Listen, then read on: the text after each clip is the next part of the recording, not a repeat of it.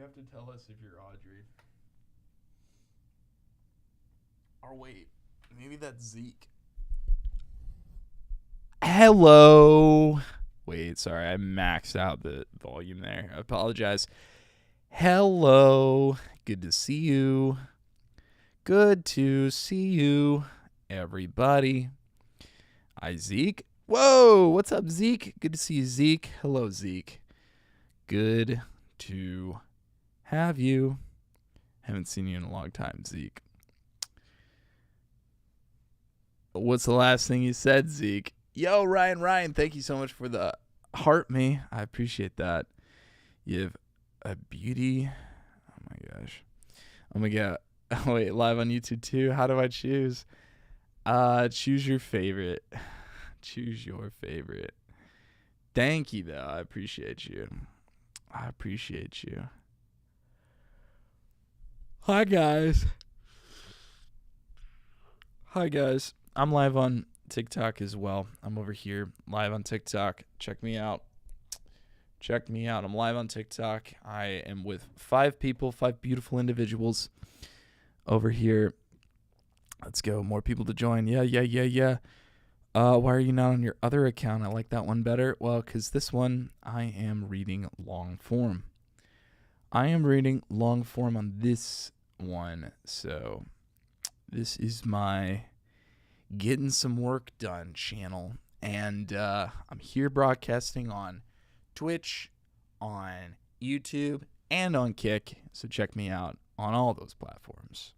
Let's check out my Kick. How am I doing on Kick? Chat room. Do I have any chatters? 0 chatters. 1 viewer, it says, though. Thank you for the 1 viewer.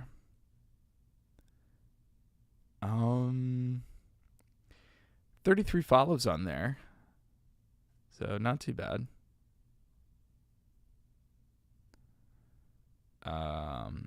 Yeah. You still in the closet? Duh. Who are you talking to? Everybody. I'm talking to everybody. I'm talking to everybody that I can on YouTube. All right, guys.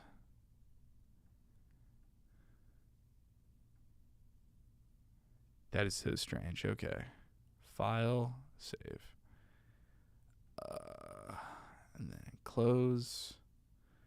And then we'll open that back up because that was acting weird. Is there a mod tonight? Yo, it's Kirsten. Kirsten's the mod. Kirsten's the mod, right?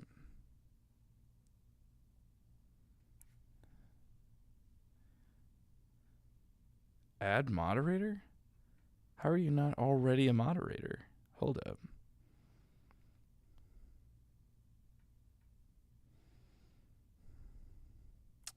What? How?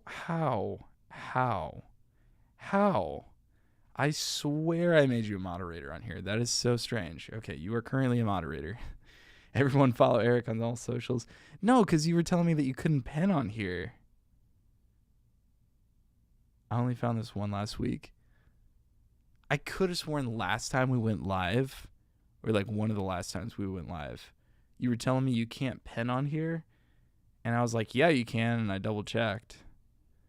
Are you unemployed? Audrey, get out of here. Audrey, you're banned, Audrey. Audrey, you're banned. You'll be missed, Audrey. We love you, Audrey. John Allen. What's up, John Allen? Good to see you, John Allen. Yo, thank you so much for the like. I appreciate that. Thank you for the like on YouTube. What's up, Words and Words? Good to see you, Words and Words. Hello. Got to complete the heart. You got to complete the heart. Hold up.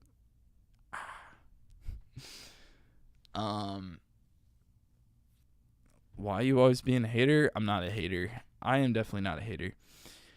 Thanks. Good to see you too. How you doing? I'm doing pretty well. Thank you for asking. I'm doing pretty well. I'll show you what's going on in my world. We're working on this book right here. We're working on philosophical methods and their applications to the art of living. And I don't know if you're here for this, but I found the absolute coolest program. It's called Descript. Descript is really, really neat because what you can do is you can upload your audio projects into here, and you can turn that audio project into a text. And then you can go into this Underlord thing here, and which is an AI assistant, and you can remove all of the retakes by clicking that button and then reviewing everything it identifies as a retake. And I want to say I overestimated the accuracy last time I spoke about it. I think I said it was like 90%. I probably would say it's more like 83%. But this thing is incredible because it can edit everything down and do a first pass edit of all of the bad takes in like 45 minutes. It's really, really cool. And then you can go onto the timeline and you can actually like shorten and elongate words. This is a huge game changer. If it saves you some time, even if at 80%, that's awesome. Yeah, that's what I'm saying. That's exactly what I'm saying. Thank you. Yes. Popped over here, gonna be on both. Thank you so much, Kirsten. Appreciate you. Thank you so much for the like on YouTube. I see that as well. You are amazing. Hello. Who's in front of you? I'm confused. Well, we are broadcasting on Twitch and on TikTok, so check me out on those platforms. Hello, hope you're doing well. Hello, W. Kirsten indeed. So, this is where we're at. This saves me so much time. Like literally, I was at work this morning. And I pulled this up on the web because you can do it at a distance. And I just clicked remove retakes and did this while I was doing something else. You know, in the meantime of doing something else during like little moments here and there while I was letting something load or whatever. I went through and I just identified these as absolute retakes, and it took like 45 minutes to do what otherwise would have been 3 hours worth of work. So nice. Kirsten, please unblock Gina. No, we can't block Gina. We can't unblock Audrey. Guys, it is what it is. That sure makes you look extra small. Thank you for that. Thank you for saying that. You said gotta say hi to Words and Words. Absolutely. We love it. Pandad, what's up, Pandad? Good to see you, Pandad. Welcome in. Hello.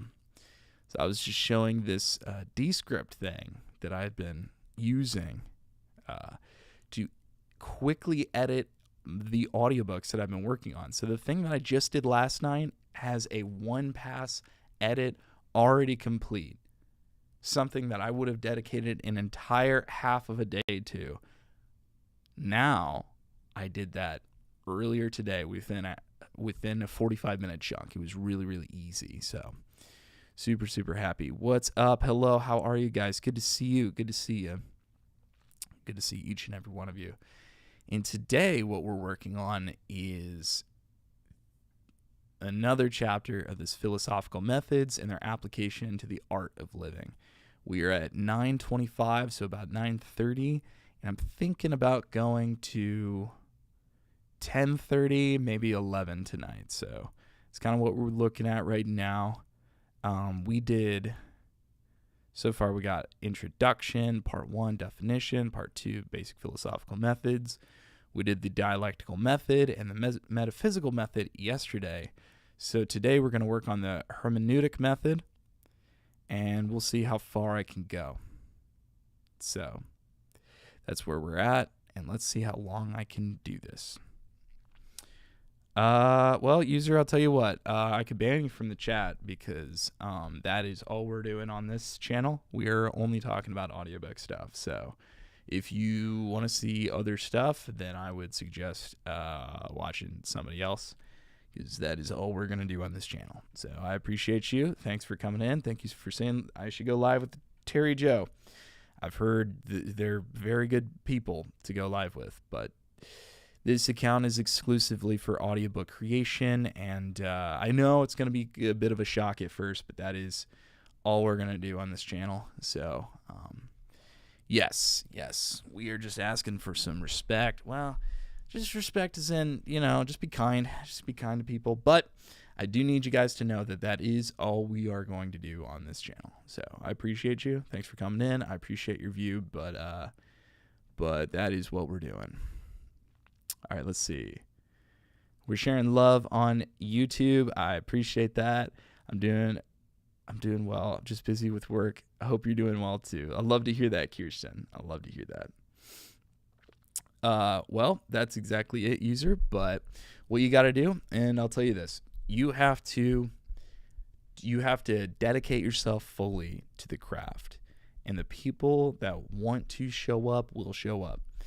And you can't placate to everybody that comes in. You just have to stay true to what you're doing and what you need to do in your niche. And my niche is audiobook creation, and that's all I do here. So, yes, you are correct. There are indeed 3 people here, but we will just keep doing this, and we'll change it in that same vein, but we will not change the theme. It will always be this. So I hope that either resonates or I don't know. We'll see. The focus on the page is the audiobook recording, good for listening and relaxing. Thank you so much. I appreciate that.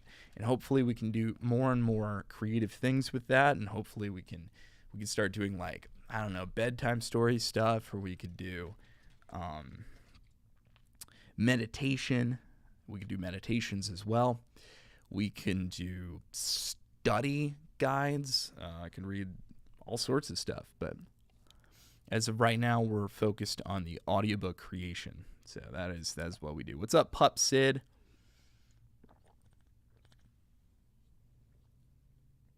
Yes.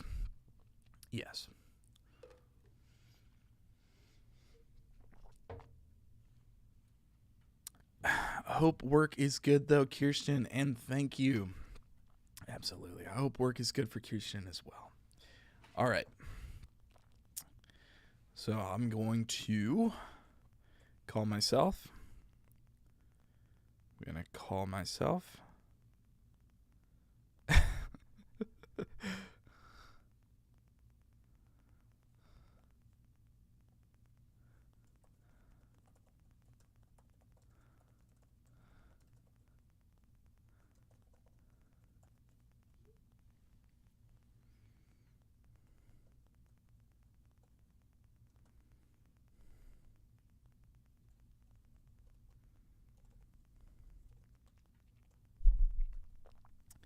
Damn, emojis aren't working. Hold up. I need the emoji where he's licking. Yes. There we go. All right. Now where am I?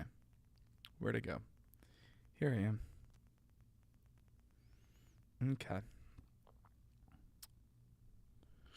Wow. Okay. Share my screen. Bam. Yes. And so, I don't know. Should I have a reiteration on here? I thought the intro would be satisfactory for that. Words and words. Work has been a mix of good and bad, but it can only get better, right? I am so sorry to hear that. Kirsten. All right, let's see.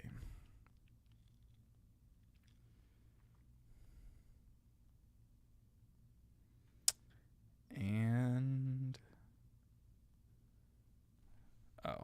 Files app. And then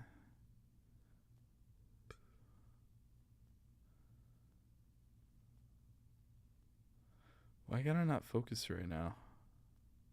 I know the one I'm working on, but I don't see it. So, okay, it's called fill methods. That's why it's throwing me off. So I'm like, fill methods? What does that mean? Okay. Sorry to hear that too, Kirsten. The good thing is work is temporary and maybe you'll find something better soon. So yes, it will get better. I love that. That's beautiful. Thank you so much for saying that, words and words. Pretty sure that's hermeneutic, but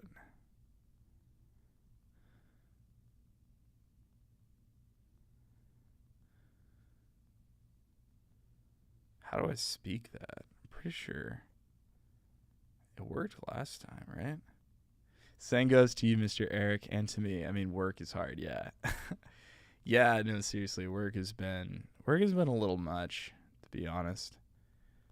Not a super big fan, to be totally frank, but it is what it is. But I'll tell you what, they did give me the ability to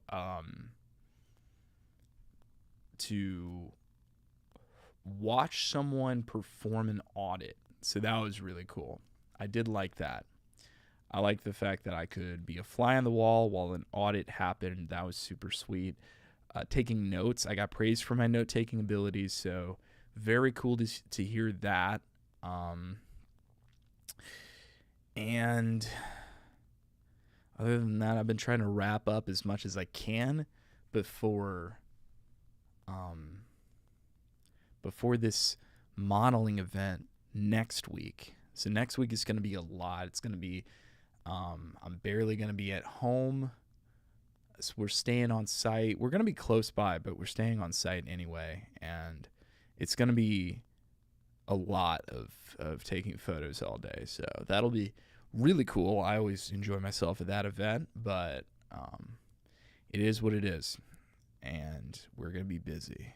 So I got a facial for it. I don't know if you can see that. What if I zoom in? There we go. I got a facial. And I got my eyebrows manicured. So, I'm getting ready for the event in my own way. Hey, thank you so much for the picture. Your picture. Yes. So that's what we got. That is what we got.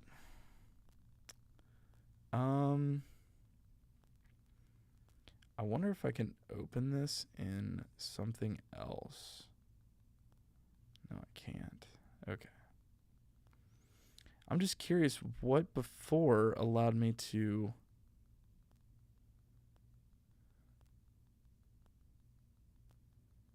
speak this. Huh. I don't know.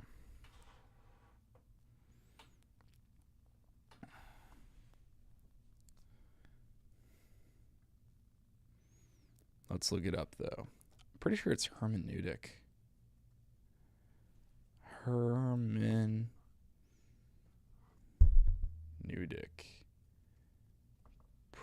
Pronunciation. Hermeneutic. Yeah, hermeneutic. Hermeneutic. Friedrich Schleiermacher. Schleiermacher. Is it Schleiermacher?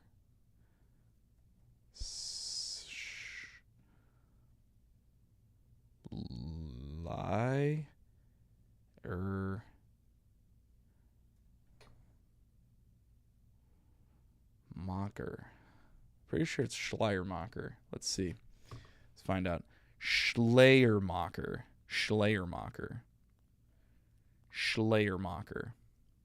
Okay. Schleiermacher. Hermeneutic. Schleiermacher. Okay. We got this. Let me run a test. That is the hope. This job is supposed to be temporary. It's been 4 months. Oh my gosh, since I started though. But it is complete. It's not completely bad. The pay is good. Coworkers too, just not the clients so much. I do hope the work gets easier for you as well. I love that. I love the love spread in the chat. Okay, Schleiermacher. We got Schleiermacher. And This is...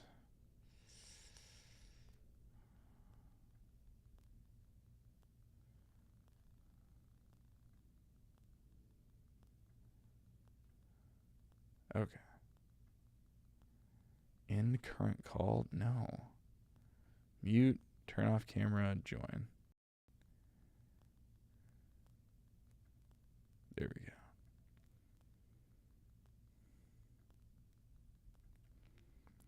Turn that script to view sharing. Okay.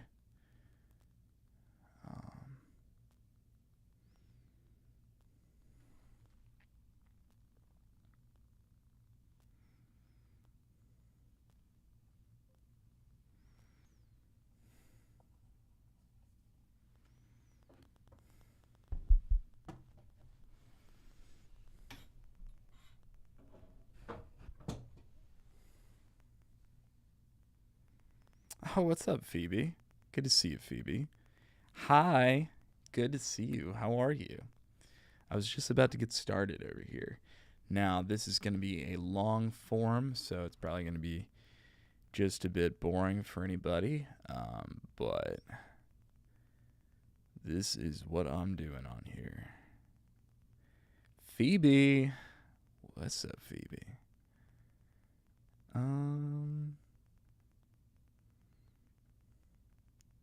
I just want part of the screen, though. I wonder if I could just do that. Filters? No. What about defaults? No. Okay. Will properties change it? Properties will not. Okay, if I click on that, it won't do anything. Hi. It's been a while since I last seen you. 22 hours. I know. It has been a minute. It has been an actual minute. I'm so sorry. Thank you, Kirsten. If you at least have a good environment, then it's easier. Don't let them Karens ruin your day. Good luck. I love it. I love it. I love the positivity. I need an alpha brain, to be honest. TBH. All right, let's see. Let's see what I got. Let's see what I got. Open, recent, the philosophical methods. I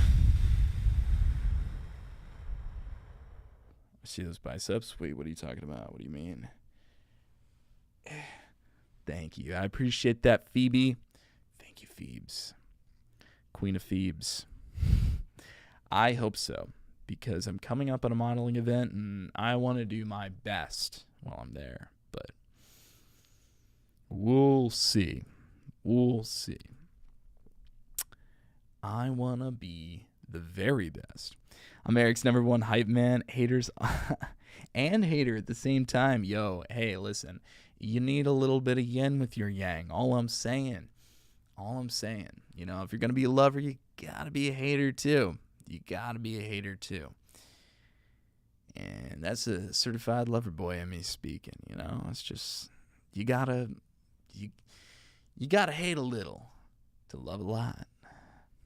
Appreciate you, Phoebe. You're amazing. Thank you. In fact, I think I have some pics that still send out. That's my bad. All right, let's see. What do we have? You're amazing. You're better. You're phenomenal. I'll tell you what. You are absolutely, positively, undeniably amazing. Oh, you're making me blush. Oh, no. All right, let's see. All right, don't sneeze. I got a facial today.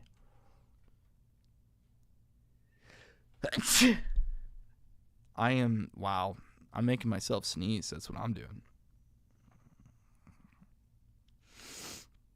So sorry about that. I will tell you. I will usually, but I had no room to dab. Thank you for saying bless you. I appreciate you. Your skin is glowing. Thank you. I hope it's glowing. I hope my eyebrows are on point, you know? Trying to get my eyebrows on point. Nicole over at Fifth Element hooked me up with a facial and an eyebrow. Wait. What if I did the entire thing like this? Always on point. Thank you so much for saying that. I appreciate it.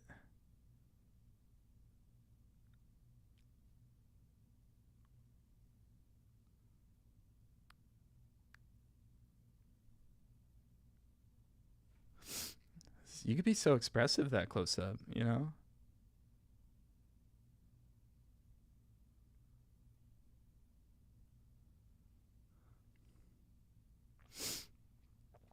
I'd like that. I appreciate you. Hold up. I had to approve. I'd like that. I had to approve it saying I'd like that. Thanks for zoning out. I was getting scared. Sorry. Okay. I'll be back. I'll back off. Let's see. Bless you. Thank you so much. Words and words. The environment is usually good, but yes. And also the Karens are usually on the phone, but just send them over to the office manager. Just she hangs up on them. Rough time to be a Karen. All right. Let's see if I can do this. I'm so sorry. I did not have the correct placement for the chat. My apologies. Okay. No, I'm going to have nightmares. Please don't have nightmares. No. Have dreams. Sweet dreams. Queen of... All right. Okay. Good night, Eric and Kirsten. It is time for me to slumber. I love you. Wait. Oh, sorry. I misread that. I'll see you next live. I love you. I love you more. I love you more. And... Wait, sorry. Sweet dreams. Sweet dreams. Sorry. Hold up. I had to. I had to. Enough. All right. Okay. That's enough for me tonight. I will stop being Freddy vs. Krueger for you. Freddy vs. Jason on you. Yo, Freddy vs. Cougar. Myself versus myself. Hold up. All right. Let's hit it with part 2, chapter 3. Love you. You're scaring her, Eric. I know. I really am. I always am, though.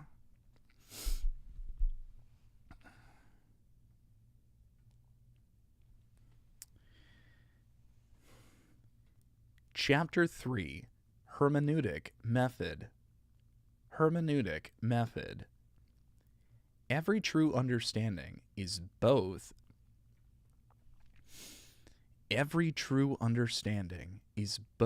a reproduction of the creative process. Every true beginning is both a reproduction of the creative process and the establishment of the creative in the context of the whole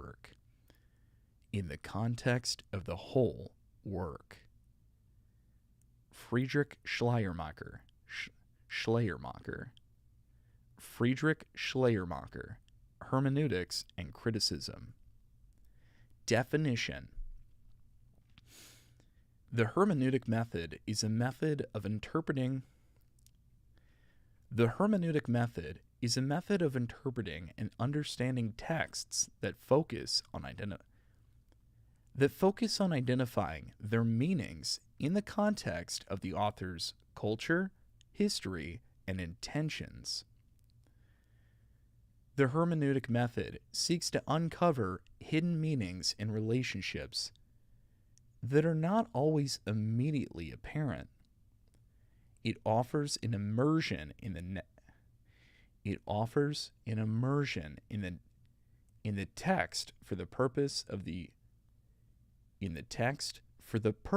of interpretation, paying close attention to the context, cultural, and historical factors in which the text was created. This method allows us to see what is hidden. This method allows us to see what is hidden between the lines and to understand the more complex ideas contained within the text. Contained within the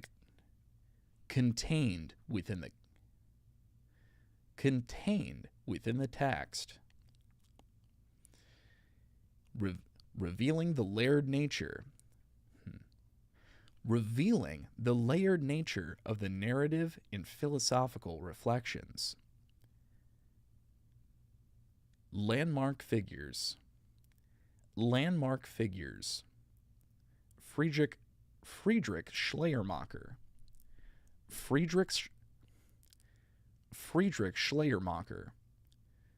Wilhelm Deethe.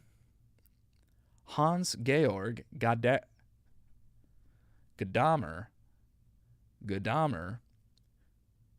Paul Ricoeur.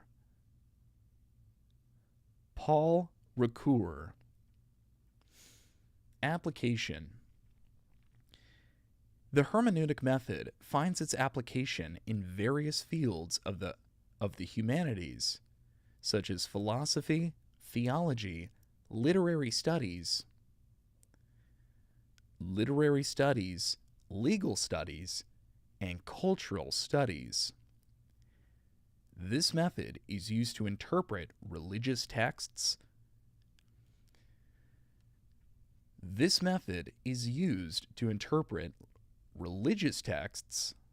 Literary works, historical documents, and legal acts, revealing deeper meanings and contexts. In philosophy and theology, hermeneutics helps to understand the meaning of ancient texts and teachings. In literature, it allows us to explore symbols and metaphors and hidden layers of narrative. And in legal and historical studies, it allows us to interpret documents and laws in the context of the time in which they were created.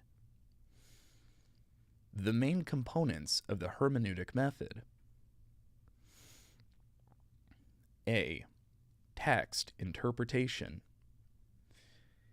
Interpretation of a text is the basic process of hermeneutics, aimed at exploring its meanings and uncovering its connotations.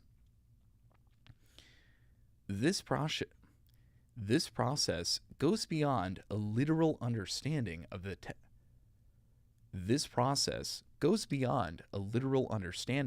text. To analyze symbols, metaphors, subtext, and even the author's intentions.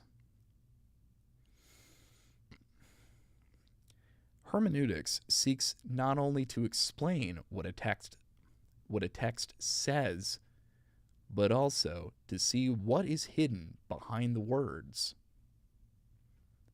and to understand the cultural and historical context in which it was created.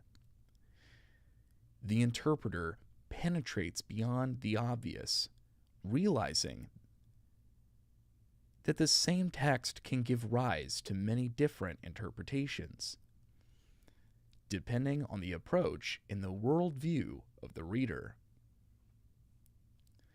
The main purpose of interpretation is to reveal deeper layers of the text.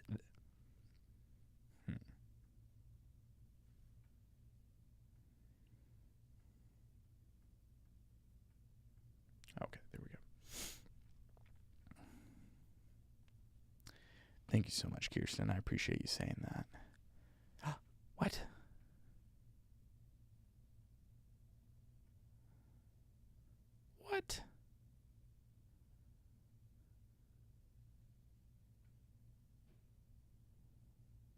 There we go. Okay. Let me solve a puzzle over here. 1 second. I appreciate you saying that, Kirsten. Thank you. Thank you. I need that.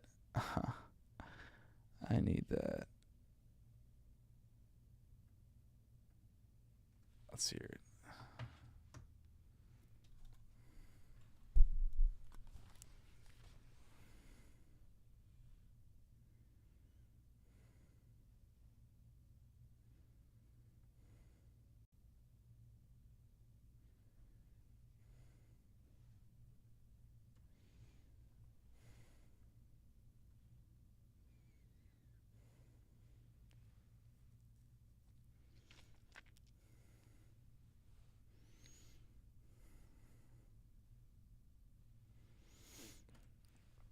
Okay. All right. It seems like I'm doing pretty well as far as like the sound goes. Figured out split screen view so can easily comment on both at the same time and watch. I appreciate you. Thank you so much. I wouldn't break the bank on cellular if you're using that, but I appreciate you nonetheless. Thank you so much, Kirsten.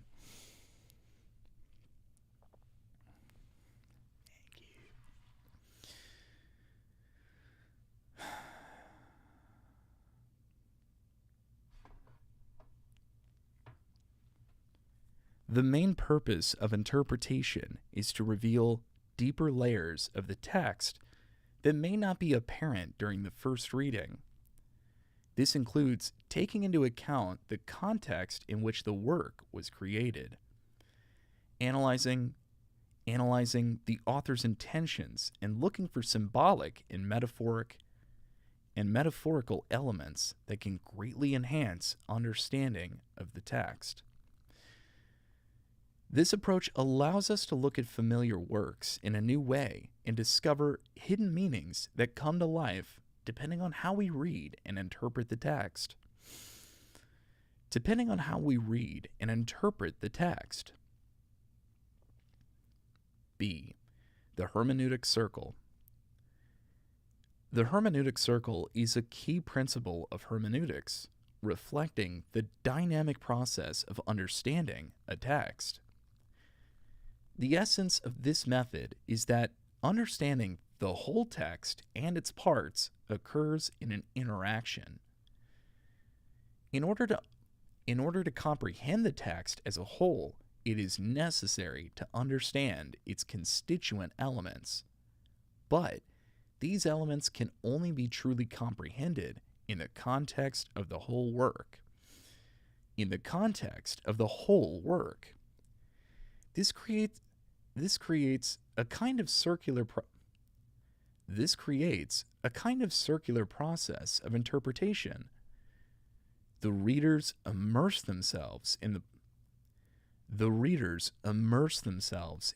parts of the text, then relate them to the overall intent, and return to the details to refine their understanding. And return to the details to refine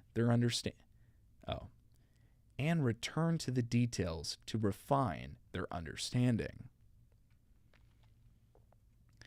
What's up, Gray? Good to see you, Gray. Hello, welcome in. How are you today? What's up? What's new with you? How are you doing? Yo, Mayo Toes. Oh my gosh. Dude, Mayo, that was actually you the other day? That was actually you? Hold up.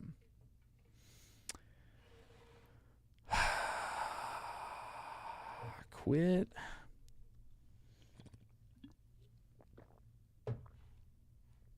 All right. I don't know, Mayo.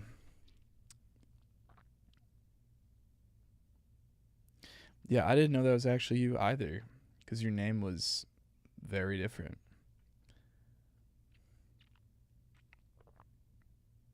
There we go. I'm doing all right. Went through a break. Oh, no. I'm so sorry to hear that. Went through a breakup in my job, so I'm surviving. How about you? Oh, great. I'm so sorry to hear that. But, hey, it's okay. As rough of a process as that is, you are so strong and you're going to get through this. And you are such a kind, sorry, excuse me. You are such a kind and thoughtful person. So anybody would be lucky to have you in their life. And I'm sorry it didn't work out with them. But, you know, there are definitely greener pastures and there are better people in life that fit you better, right? So I'm just sorry to hear that. But as rough as it can be, you'll definitely see this through, and you'll find somebody on the other side, or even if it's just yourself that you find, you know, like, you will be better throughout time. It's all good. It was mutual. I wasn't in the right headspace for a relationship, and he wasn't either. It sucks, sure, but I'll be okay. Okay. Well, I'm glad to hear that then, that it was mutual. I'm glad to hear that, you know, it was something that you guys both agreed on and could work through. Eric, please. What? Mayo, what's up? You said please. I had to approve that. Thank you for the kind words. Absolutely. Absolutely. Well, great. You'll always get kind words from me. You'll always get kind words from me. Absolutely. Kirsten said, so sorry to hear that. You'll get through this eventually. Time heals everything. Absolutely. Absolutely. Those are great. This is rage bait? What do you mean this is rage bait? What do you mean this is rage bait? It was me on my backup. Glad you're well. Okay. Okay. Okay. Well, shoot. Andrea has lit up all the gifts in their gift gallery. Hey, there you go, Andrea. Hey, Grace said, oh, thank you, Kirsten. Absolutely. Thank you, Kirsten. Dubs in the chat for Kirsten. Not Rage Bait, just this audiobook recording channel. Thank you for that. Absolutely. Absolutely. Just my channel dedicated to the work that I do. And I'm so happy to announce that work got so much easier. I think she's gone, but I think she left. I think she said, I've had enough. No more of this.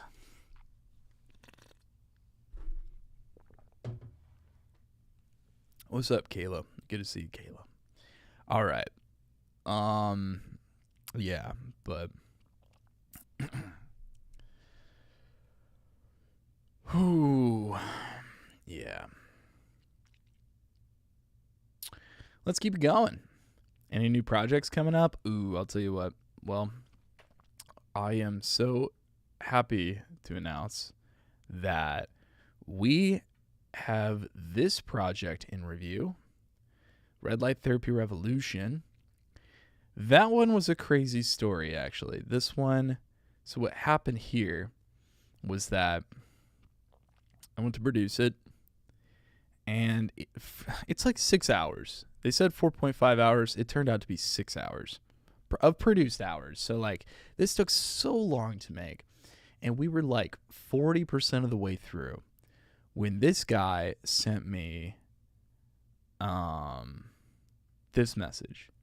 He said, "Hi, Eric Pullman. I'm notifying you of my intent to dissolve the contract." And I said, "The fuck you are." So I said, "Hey, Nat, I'm nearly finished with this project and have outsourced a good amount of the editing on this. I've prioritized this over all other projects and have been working on it and would like to see this through." Because that was very true. I submitted this for Fiverr and got like $120 worth of editing done on this. And so since a large amount of this was outsourced, I think that 40% that I was done with, I was like, I'm almost done. I'm going to be done this weekend. Is there anything I can send you? He didn't respond. So there's a space between April 9th at 4:20 and April 10th at 10:30. 10:03 rather. So what happened in between this space is that I went home this day on April 9th and I recorded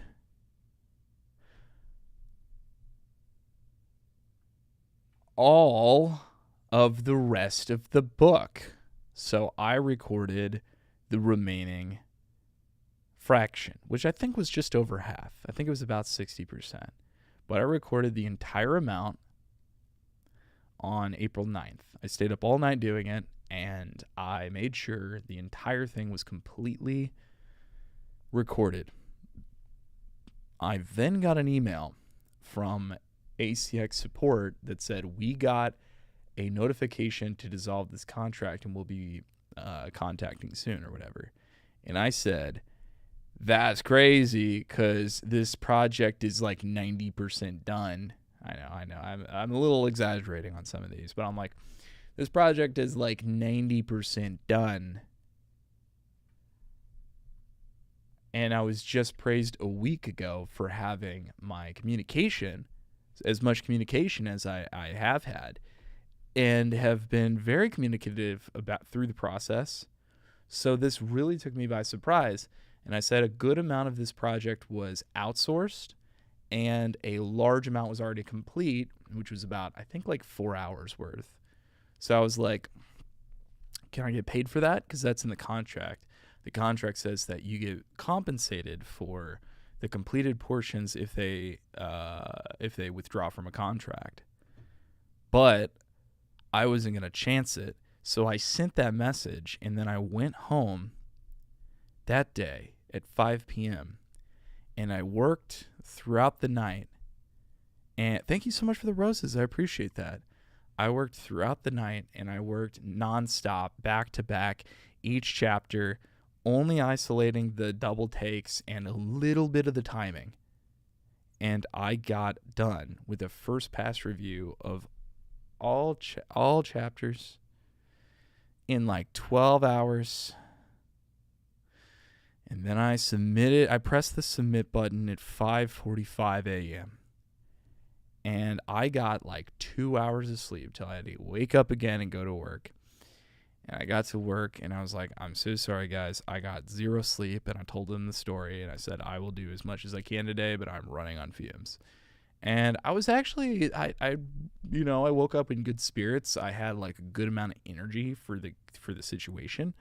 But, I was running on fumes, man. I was running on fumes. That's insane to cancel it before it was almost done. Yeah, no, seriously. It was so close to being finished, too. Like, when I tell you it was so close to almost being finished, like, it was right before the finish line. And it was, I think, that Friday morning that I submitted it. But if I had all of Friday, all of Saturday, and all of Sunday, I could have done it without, like, stressing myself the entire time. I could have done it throughout that weekend.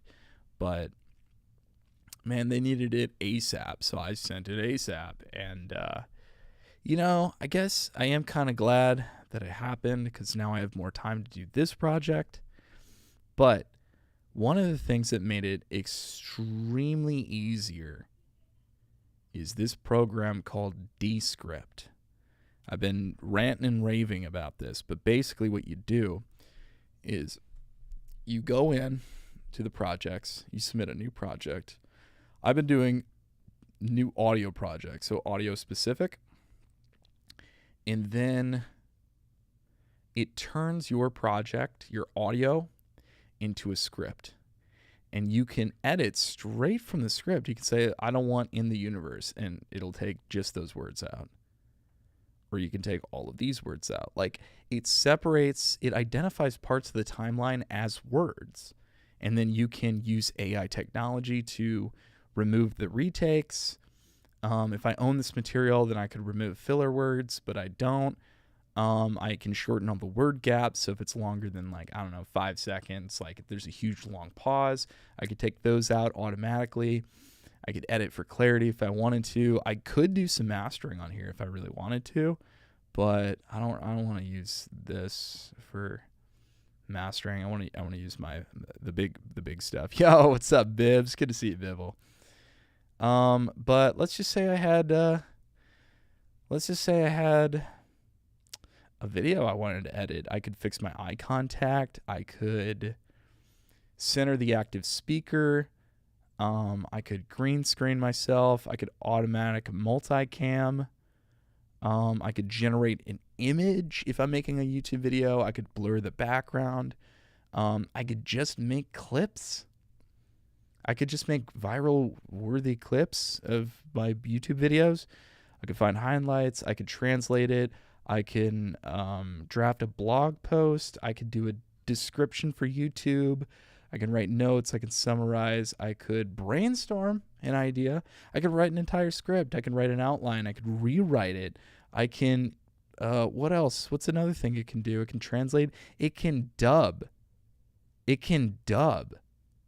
I can do a video and it could dub it in Portuguese. It's insane what this thing can do. There's so much what Descript can do. And I'm just scratching the surface of what it can do, and I'm only using this as much as I can for what I immediately need it for, because my projects are due ASAP. But once I complete those, I will be toying around with this so much, because this is so cool. It just made my job 80% easier. And so I'm reading all of this today, but what I read earlier, what I read yesterday, this is it actually. This is it right here. So what I read yesterday over here on Logic, on chapter 2, I recorded about an hour and a half, which distilled down to about, what is it? Like 50 minutes. And it's already done with the first pass review just earlier today. Hey, I got to go make dinner, but I'll catch up with you later, Sir Pullman. Thank you so much for coming in, Greg. So good to see you. Also, my Brazilian ass would be happy for a Portuguese. I hope I'm saying that right. A Portuguese translation. Eric is dreamy. Thank you so much. Ryan, I appreciate that. Yeah, well, have a good dinner. I appreciate you, and I will see you on later tonight if you come back in, or if not, I will see you on the next one. Good to see you. You make my heart happy. Thank you so much for the roses, Ryan. Thank you for the roses. All right, let's see. Where were we with this? Because I want to keep it going with this production.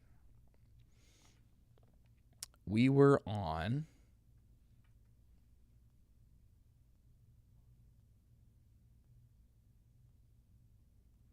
refine their understanding.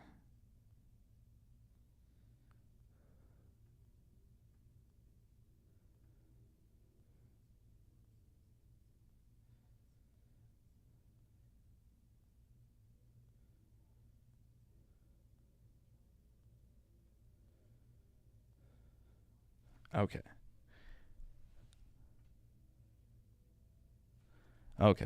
I see where I'm at. All right. I'm ready.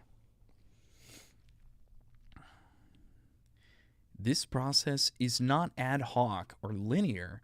Understanding of a text is constantly deepening and evolving. Understanding of a text is constantly deepening. I'm trying to think of how to approach that.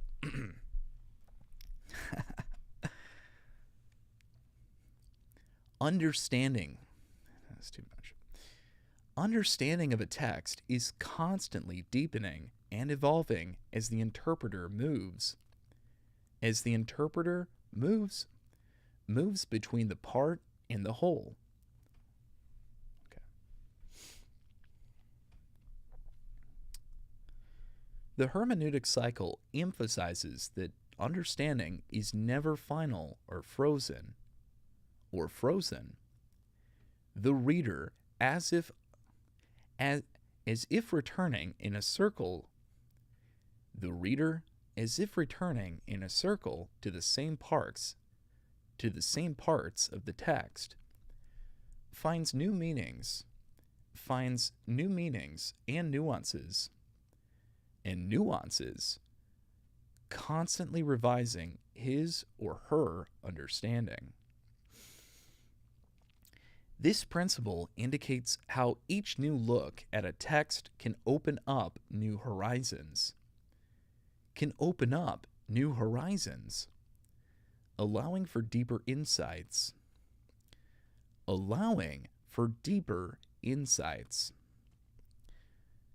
C. Contextualization. Contextualization is an important element of the hermeneutic method, involving a deep immersion in the historical, cultural, cultural, and biographical context in which the text was created.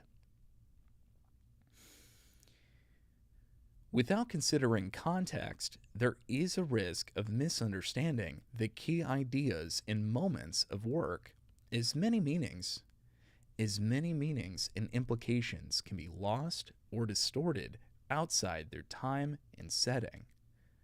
For example, in order to properly understand a philosophical work, in order to properly understand a philosophical work, it is not enough to simply read the text. It is not enough to simply read the text. One must take into account the events of the era, the personal experiences of the author, and the cultural context in which he or she worked. Only in this way can anarchisms be avoided. Only in this way can anarchisms be avoided. Where modern ideas and concepts are superimposed on the past, leading to erroneous interpretations.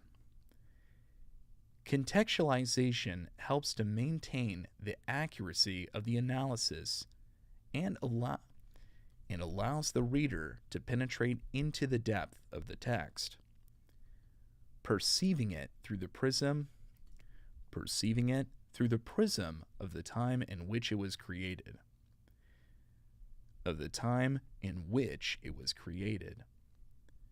D. Anticipating meanings. The anticipation of meanings is an important aspect of hermeneutics that reflects how the interpreter enters the process of analysis with already formed expectations and assumptions about the meaning of the text. These initial hypotheses are often built on the basis of cultural, literary, or personal perceptions that guide the interpreter's first reading,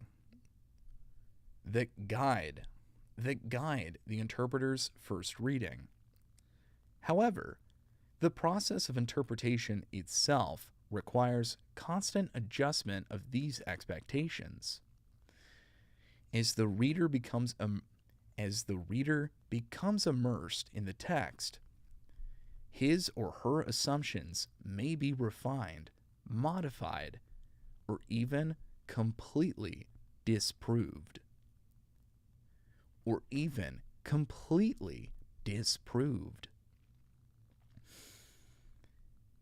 This aspect of hermeneutics emphasizes that no one can enter a text with a completely pure mind. We always come with a certain baggage of knowledge, opinions, and preconceived notions, and it is our task to recognize them, critique them, and adapt them as we delve deeper into the text. It is through this process of anticipation and adjustment that the interpreter comes closer to a more accurate and objective understanding of the meaning of the work. Thank you for the team bracelet. I appreciate that, Ryan. Thank you for the team bracelet. E. Dialogicality. The dialogical nature of hermeneutics implies that text interpretation is not just a one-way process of perception, but a kind of dialogue between the author and the interpreter. The interpreter enters into an active interaction with the text, comprehending its ideas, asking questions, and rethinking initial conclusions. In this process, the text becomes not a static object, but a living intercalator that reveals its meanings through constant interaction. What is important is that in this conversation, the interpreter is not just a passive listener. He is actively involved. He is actively involved in the process of interpretation, listing the author's ideas and comparing them with his own views in the context in which the reading takes place. This interaction deepens the understanding of the work, revealing new layers of meaning that may not have been obvious in a superficial perception. Dialogicality makes the process of interpretation more dynamic and productive, turning reading into a creative act of collaboration with the author. The hermeneutic method in the context of philosophy. Friedrich Schleiermacher is considered the founder of modern hermeneutics. He proposed a method of interpretation that changed the approach to understanding the texts. Friedrich Schleiermacher developed a method that takes into account both grammatical and philosophical aspects of a text, seeking to uncover not only its literal meaning, but also the author's underlying intentions. For Friedrich Schleiermacher, a text does not exist in isolation. A text does not exist in isolation from the context of its creation. So an important element of hermeneutics. So an important element of hermeneutics becomes the reconstruction of the conditions in which the author worked. Becomes the reconstruction of the conditions in which the author worked.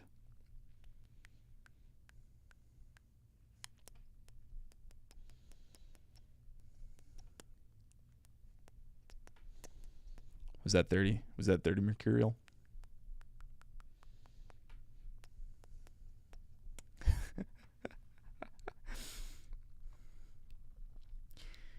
Friedrich Schleiermacher believed that the interpreter should strive to understand the author better than he understood himself, immersing himself in his world and in its cultural context. This makes the hermeneutic process more than just grammatical or logical analysis. It is a deep reflection on the text as a product of human consciousness. It is a deep reflection on the text as a product of human consciousness and cultural era.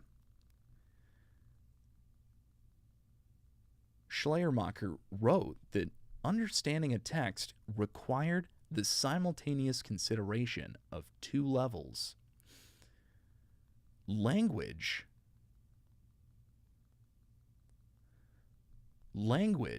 grammatical aspect, and the and the psychology. You think so? Oh no. Oh, does it look like in the psychology of the author, psychological aspect. This approach allowed us to go beyond the mere analysis of words. This approach allowed us to go beyond the mere analysis of words, deepening our understanding of how the author thought and what he was trying to convey. Wilhelm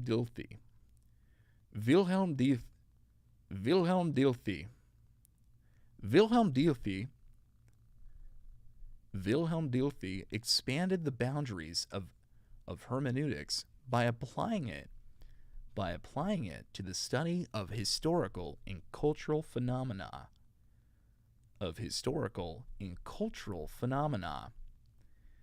He argued that understanding historical events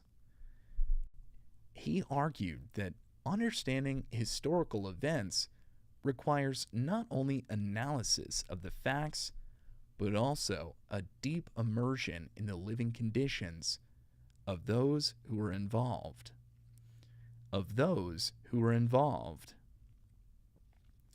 For Dilthey, interpreting history is not just studying documents or data. It is an effort to feel the experience of people who have lived in a certain era, to understand their feelings and perception of the world. Dilthey emphasized the importance of empathy, the ability of the interpreter to live in the world of historical figures, to feel their thoughts and emotions in order to understand how they made decisions and acted under specific conditions. This required careful analysis of not only the events, but also the entire cultural milieu in which these events unfolded.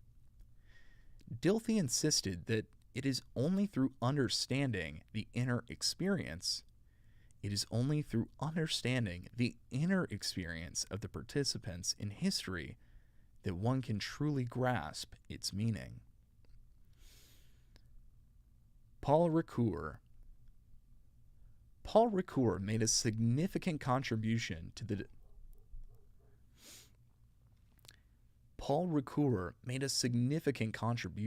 the development of hermeneutics,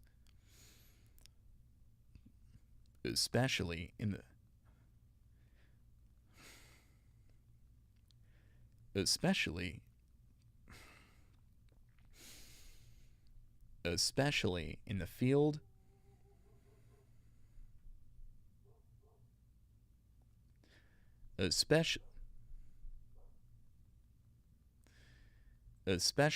in the field of interpretation of symbols and myths.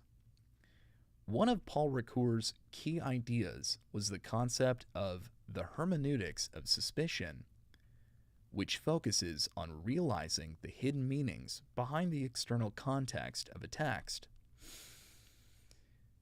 Paul Ricoeur believed that many texts, especially those associated with myths and religious and cultural symbols, contain deep, sometimes contradictory meanings that are not always obvious at first glance.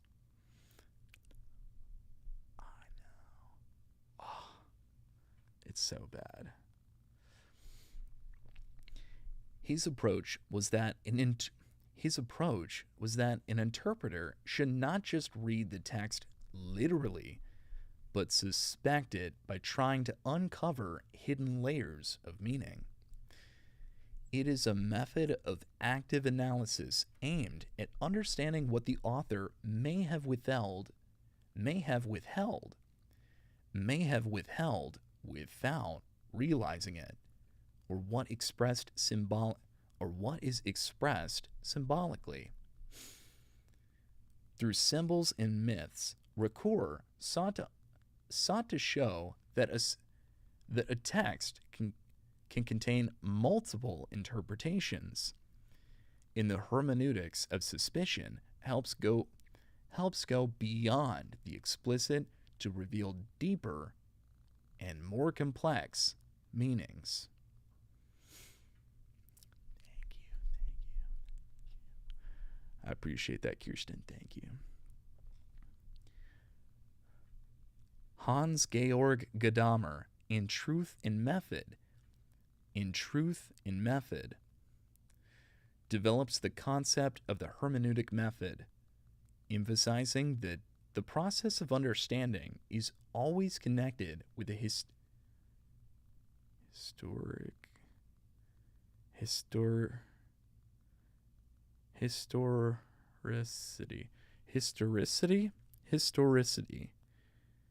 is always connected with historicity and dialogicality. He argues that interpretation does not take place in a vacuum. It is always emphasized in the text in the context of tradition and culture. It is always embedded in the context of tradition and culture in which the interpreter finds himself. Each new reading of a text is not simply a reproduction of meaning, but an active interaction in which both past traditions and the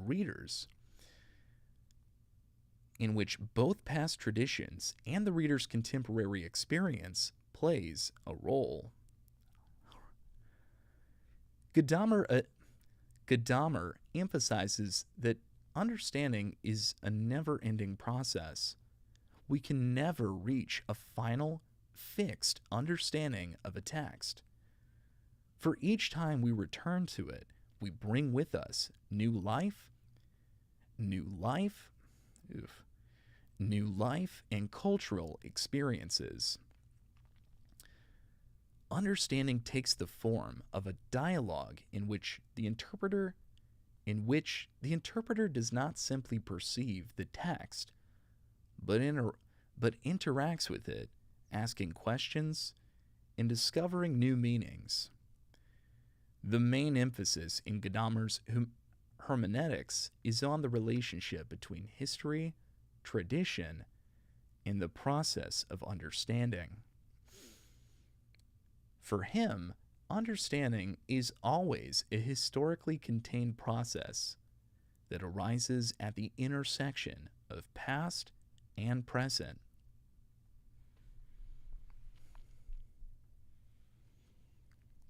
All right, I'm going to take a break there. Yeah, those dogs are crazy, though. Those dogs are always yapping. Those dogs are always yapping. It's crazy. I know, right? It's doing so great. Yo, what's up, Sir Bankhead? Good to see you, Sir Bankhead. Someone always has to be doing this to mess with you. Yeah, those big words are hard. Those words are definitely hard. Those are challenging words for sure. Challenging in the sense that who's paying you to read these hard words? The people. The people are paying me directly. Anybody who buys this book, I will get a portion of it. So this is what's known as a royalty share project. So the good news is if it does well, then I get paid well. And I have some books that are doing pretty well for themselves. They've got like 40 or 50 copies sold, which is super cool. The bad news is if nobody buys it, then I don't get paid at all. So if I look at like the neoliberalism project, where like I think the 4 copies that have sold, I've given away all 4 copies. I think it's like that. Yeah,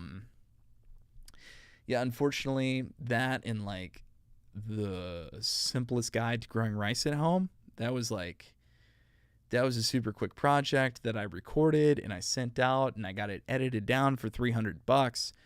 I sunk $300 in that project, and I haven't had a singular person buy that book. So that would be a net loss of $300. So that time spent during that did not get paid for it. But saving up to buy these books. No, Kirsten, you definitely don't. You just you can absolutely just get a free copy from me. I will always just give you a free copy. You do not have to buy anything at all. And I say that because I get like 20% of it.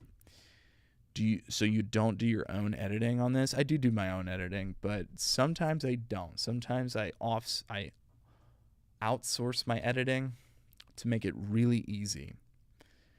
And it is nice when you can hand off the editing to someone and not really think about it and let them do their thing. But at the very same time, it's very pricey to do that. And if you're not getting paid very well for the project, or it's not an extremely well-known book, then you could end up losing $300 like I did. So it is what it is. Let me buy them. Well, if I give you the book, it still counts as a sale. It still counts as a sale if you download it. The only thing is I just don't get paid, but it's a promotional sale. So you still end up on the chart. And if you listen to it, you still end up on the listening chart as well. The only thing I'm going to miss out on if you buy I think it's like a $6 book, I think I'll get about 70 cents of that. So for every like $6 you spend, $7 you spend, I will get like a tenth of that from what I've seen anyway. So it's not the biggest incentive for me to tell you to go buy the books, because you could buy that same book. You could download 10 of the copies that I send you before. Yeah, and it would be the same price. Yeah. I cringe thinking about all the editing you need to do later. Yeah, but I'll tell you what, this new program that I have on here, this Descript program, makes it so much easier for editing. So I spend like 45 minutes when I usually used to spend like 3 hours doing each hour. Yeah, it's so much of a relief. So much of a relief.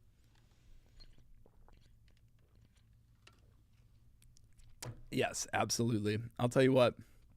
No, the best ways to support me really is just Twitch views are huge. And I always appreciate gifts on TikTok for sure, but definitely don't go down on that. Because I mean, I only get like at most like 40% from that. So I mean, it's the same thing with TikTok. Like, I don't want to tell people to gift me on TikTok because I get like 40% of that. You know, it's less than half.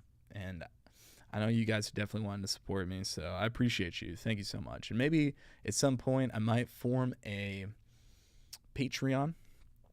You know, at some point I might form like a Patreon or something similar to that. And just gift out the books for free for people that are subscribed on there, and give them all a free copy, sort of a thing. So that way it's like a support, but also like you get something out of it, kind of a thing. He's just a good guy, eh? I'd Venmo if I knew it. Hey, I appreciate you. Thank you. I don't know. I think my Venmo is just my name, to be honest, but that is totally fine. You definitely don't have to at all. But I'm curious though, because it sparks a good conversation, and for people that come in and they wanna help support, that's the kind of conversation that I'm trying to think about. And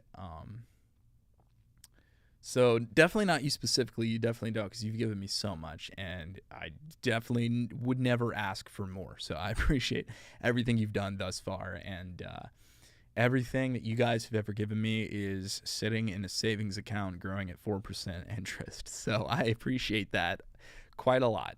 Thank you very much. Probably wouldn't be safe for my bank account. Yeah, definitely don't. Definitely don't sacrifice that bank account, please. I was like, problem. Oh no. Oh no. Oh no. I do definitely appreciate you. Thank you, though. Thank you. Thank you.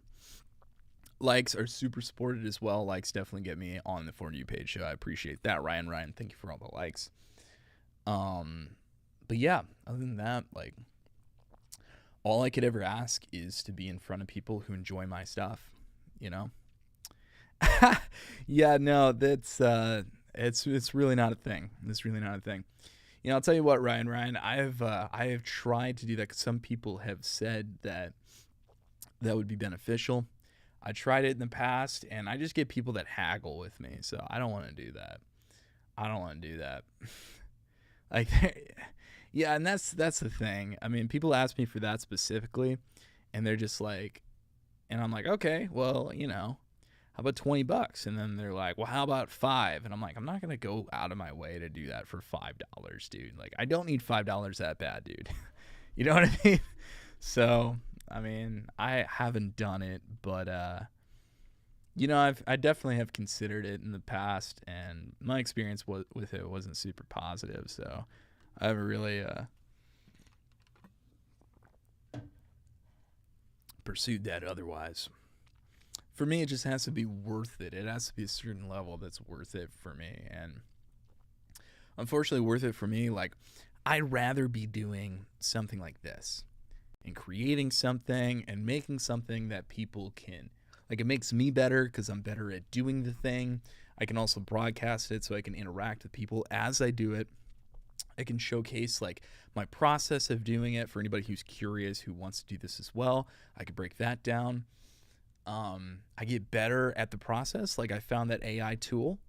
It made me infinitely faster at this. So now I can just focus on what I need to do the best, and that's voiceover work. And I can just focus on the voiceover work and just hone that skill as much as possible. If I can just do that, and that resonates with a certain amount of people, whether that's 5 individuals in the chat or if it's 5,000 on Twitch at some point, like, it doesn't matter to me how much it resonates with people. The only thing I really care about is, do people legitimately enjoy it? And that's it. And I want to get to that place better, easier, bigger, better again, you know? I know I flirt ridiculous with you, but please know I respect you too. Hey, thank you so much, Ryan. I appreciate that. It's all love. It's all love. Absolutely. It's always love. So no matter what, I always respect you as well. And thank you for that. It is always extremely flattering. And that is the only way I'm ever going to interpret that, is extremely flattering. And I love it. Thank you. Thank you. Thank you. I am not worthy. It's you, boy. What's up? It's you, boy. Good to see you. I like being silly too. So anytime you want to be silly, you just go ahead. You absolutely have the unwavering permission to do so. Let that flag fly high here on OG Ego. Reader Rick, what's up, Reader Rick? All right.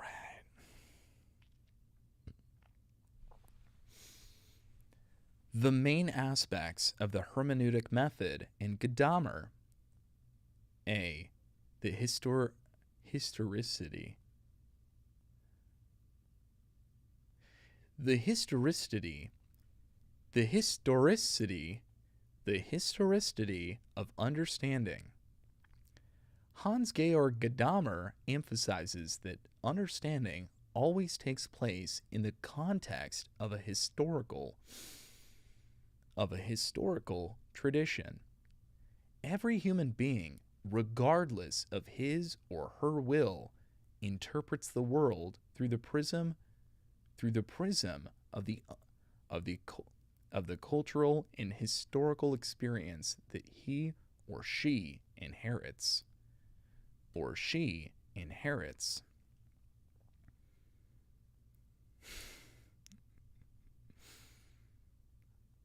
Gadamer introduces the concept of preconceived notions. Gadamer introduces the concept of preconceived notions.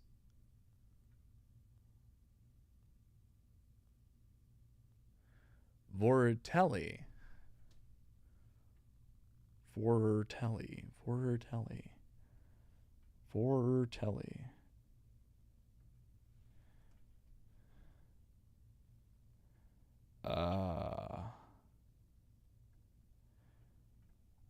I'm gonna look up something real quick. Pronunciation tool.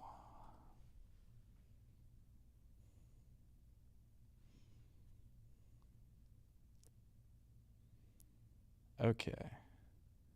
I've heard good things about how Jay say, so I'm gonna do that. So your lay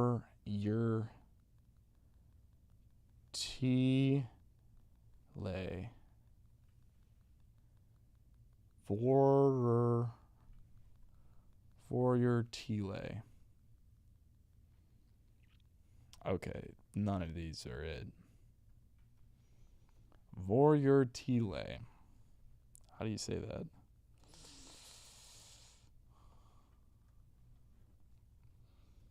Pronounce. Vorteil. The German word Vorurteile translates to prejudices in English, and is pronounced roughly like Vorurteil. Vorurteil.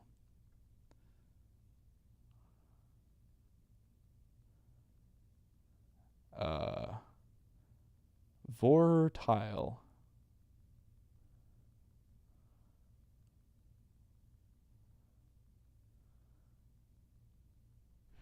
Vorurteil, like Kurt or curse. Vorurteil.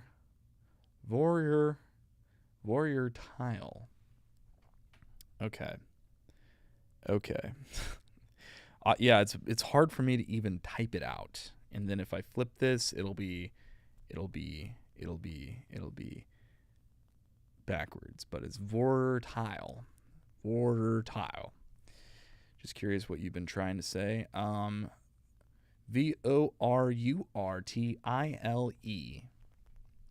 Teile, rather.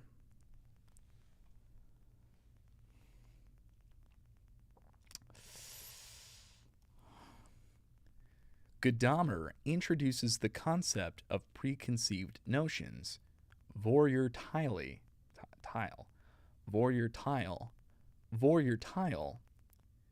which should not be taken as something negative. On the contrary, these preconceptions are a natural and necessary part of the process, and necessary part of the process of understanding. They bind the interpreter to his cultural tradition, creating the basis for a dialogue with the text or event. Preconceptions shape our perception of the world and help us navigate it by linking us to the cultural and historical strata in which we live. Thus, understanding cannot be completely objective and independent of the past.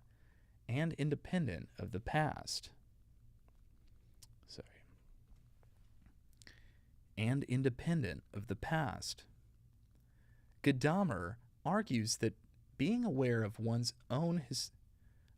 historical conditioning does not limit, but rather deepens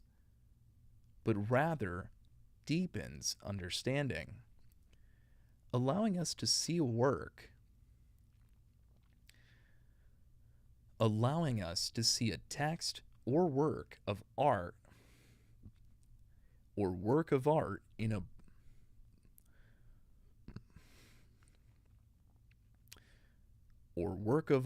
in a broader cultural context. B. The dialogicality of understanding. For Gadamer, the process of understanding is always dialogical. This means that the interpreter and the object of interpretation, be it a text, a work of art, or a historical event, enter into a dynamic interaction where understanding is formed through exchange and active reflection. Gadamer sees this process as a kind of dialogue in which the interpreter does not simply read the text, but engages in a conversation with it, asking questions, seeking answers, and revising his or her position. Gadamer introduces the concept of the hermeneutic circle to describe this process. Interpretation always begins with prior understandings or preconceived notions that the interpreter brings to this dialogue. However, through interaction with the text or object, these initial positions are refined, modified, and enriched, allowing for deeper insights into the subject matter. The process of interpretation is never complete and is a constant moment where understanding is constantly evolving and renewed as the interpreter continues to interact with the subject. For Gadamer, understanding is not a static truth, fixed once and for all. It is a living and evolving process. That depends on context, time, and previous experience, but also remains open, but always remains open to the new.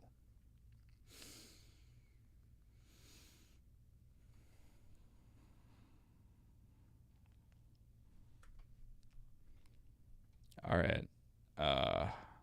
You guys see this? You guys see this on YouTube?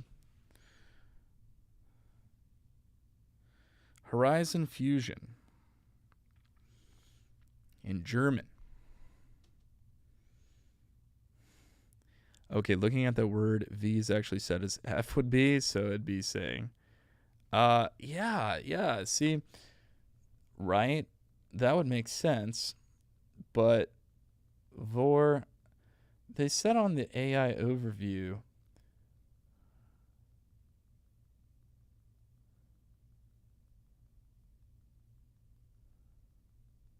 the V sound is similar to the English V, and or is pronounced like the or in order. So why then does it say above? It is pronounced like for or tile.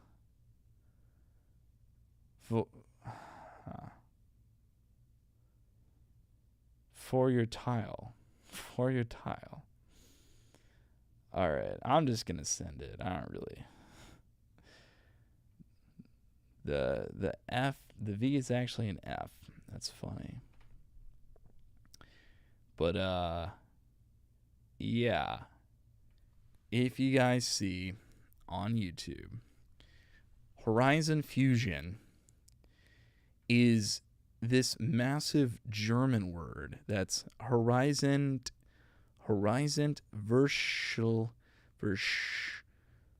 Verschmelzung. V is F and W is V. Yeah. Horizont Verschmelzung. Verschmelzung. Verschmelzung. Horizont Verschmelzung. Verschmelzung. All right. Okay. Okay, Kemi. Okay, Kemi. Let's see what we got.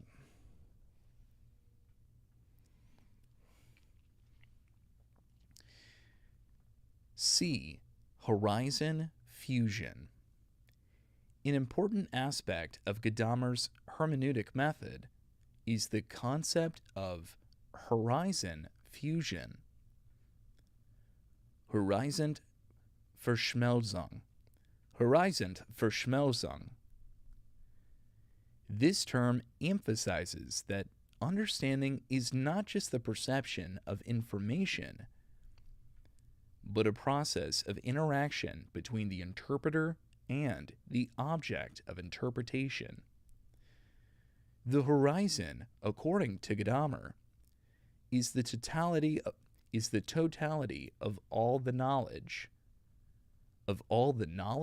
experiences, and expectations that one brings to the process of interpretation. It is a kind of personal frame through which everyone perceives and conceptualizes the world. Everyone perceives and conceptualizes the world. When the interpreter encounters a text, a work of art, or a historical event, he or she interacts with another horizon, that of the subject of interpretation. In the process of dialogue, these two horizons do not remain isolated. On the contrary, they merge, whereby the interpreter goes beyond his initial understanding, broadening of his view of the world. This merging of horizons allows the interpreter to reach a new level of understanding that is enriched by the experiences of the subject of interpretation. The merging of horizons is not a static process, but a dynamic interaction that enables the interpreter to broaden his or her perception and deepen his or her understanding.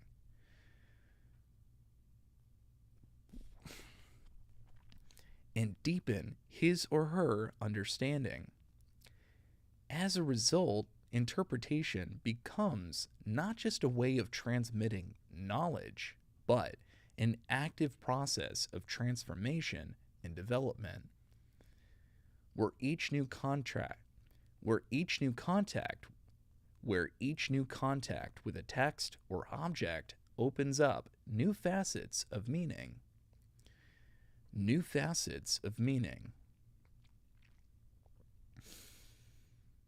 D. Truth as a process. Gadamer argues that truth is not something static and final in his philosophy. I don't like this sing-song. Let me go back. Gadamer argues that truth is not something static and final. In his philosophy, truth is seen as a process that never reaches full completion. Understanding, according to Gadamer, always remains open to new interpretations, revisions, and enrichments. Thus, truth is not fixed once and for all, but exists in constant motion, evolving through dialogue with tradition, culture, and other interpreters.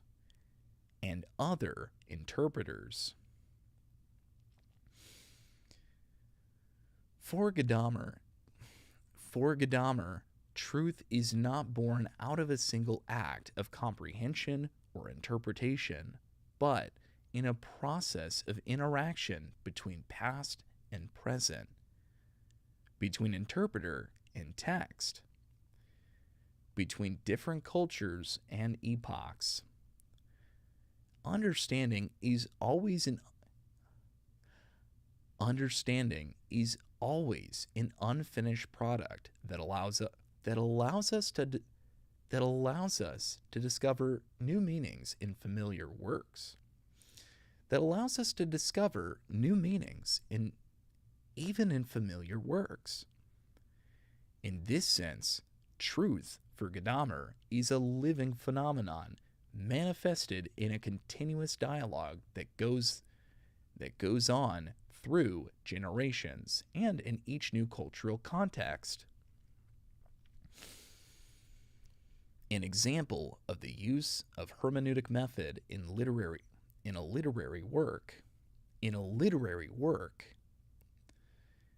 the historical detective novel The Name of the Rose, original title Il nome della rosa, by the Italian writer and philosopher Umberto Eco.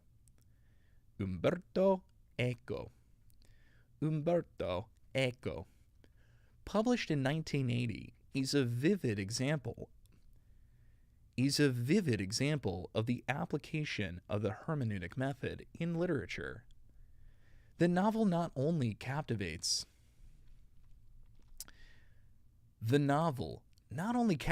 the reader with its intricate detective intrigue, but also demonstrates how important the interpretation of texts, understanding their context, and dialogue with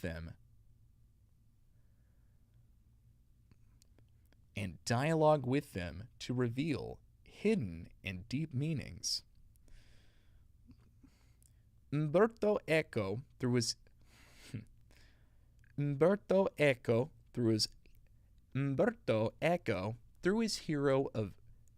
hero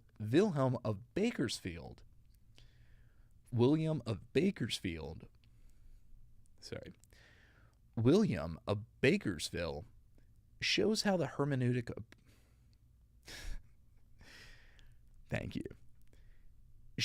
hermeneutic approach helps to unravel complex texts,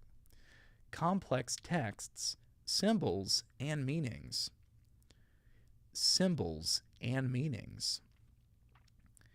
which become the key to understanding the truth. The novel is set in November 1327 in a Benedictine monastery in northern Italy. The protagonist, the Franciscan monk William of Bakersville, arrives at the monastery with his young apprentice Adson of Melk, on whose behalf the novel is narrated.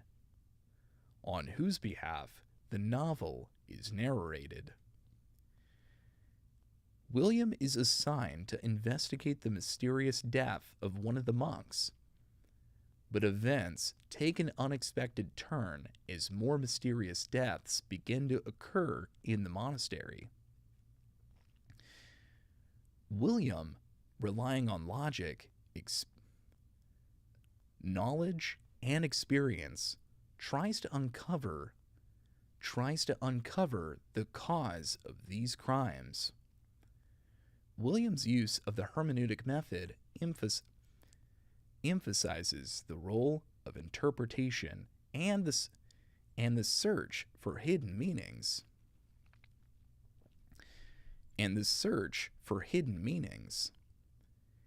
He analyzes not only the actions and motives of people, but also texts, symbols, and ancient knowledge that hide the key to understanding what is happening. Eco thus shows that texts and events do not speak for themselves. do not speak for themselves.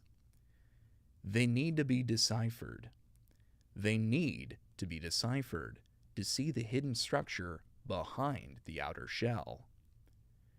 And only through careful reflection, through a constant return to details and contexts,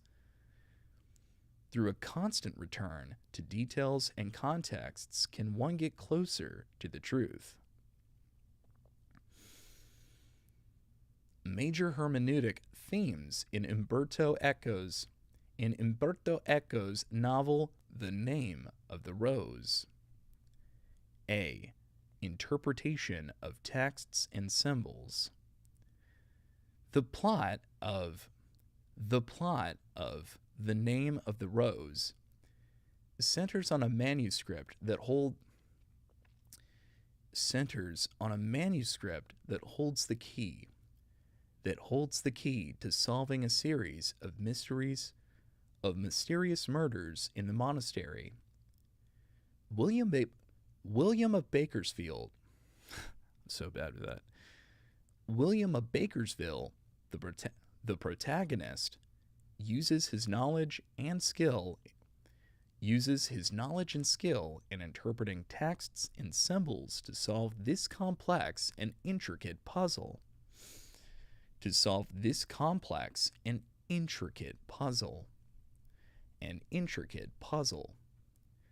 Interpretation, for him, is not just reading a text, but scrutinizing every sign, every symbol, to uncover their hidden meaning and significance. An example of his hermeneutic approach is his analysis of the monastery library.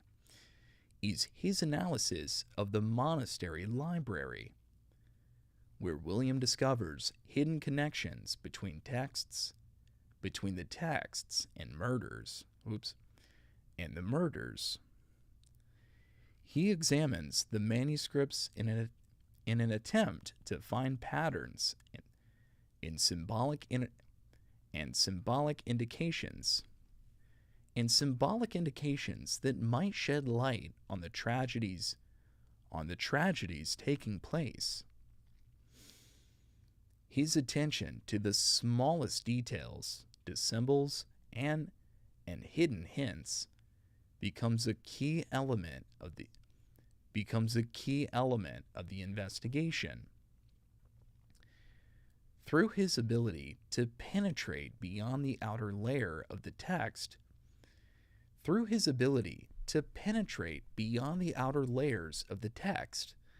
and discover underlying connections within it, William moves toward solving the mystery. This work with texts and symbols is a prime example of the hermeneutic method, which demonstrates that understanding and truth require constant dialogue with the text, careful reflection, and interpretation, especially when answers are hidden behind symbols and allegories.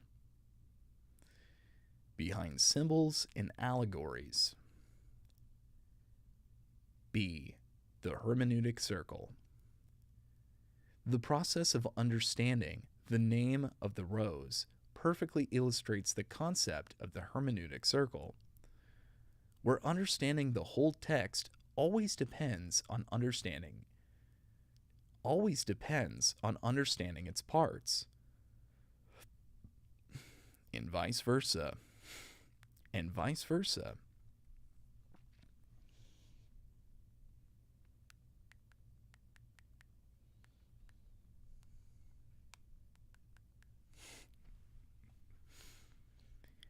William of Bakersville does not simply gather facts. He constantly rethinks and adjusts his interpretations, returning to the data he has already studied and discovering new meanings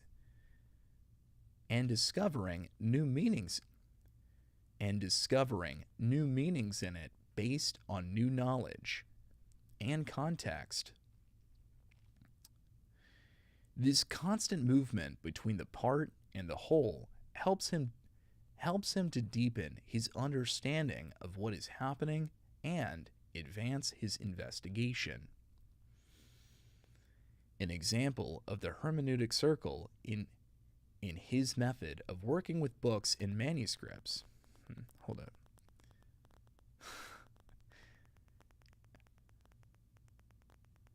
An example of the hermeneutic circle is his method of working with books and manuscripts.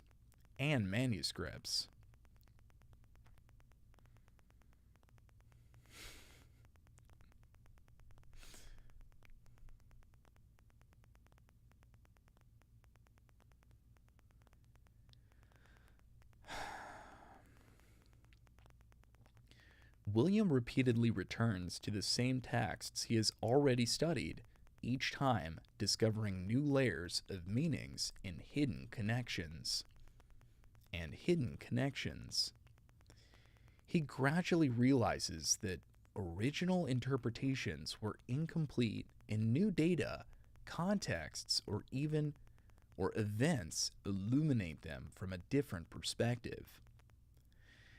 This process of constant revision and deepening of his analysis helps him move toward solving the mystery of the monastery murders. The hermeneutic circle in the hermeneutic circle in the novel emphasizes that understanding requires a constant dialogue between text and the interpreter, as well as the ability to return to what is already known, with a new understanding, discovering newer and newer layers of meaning.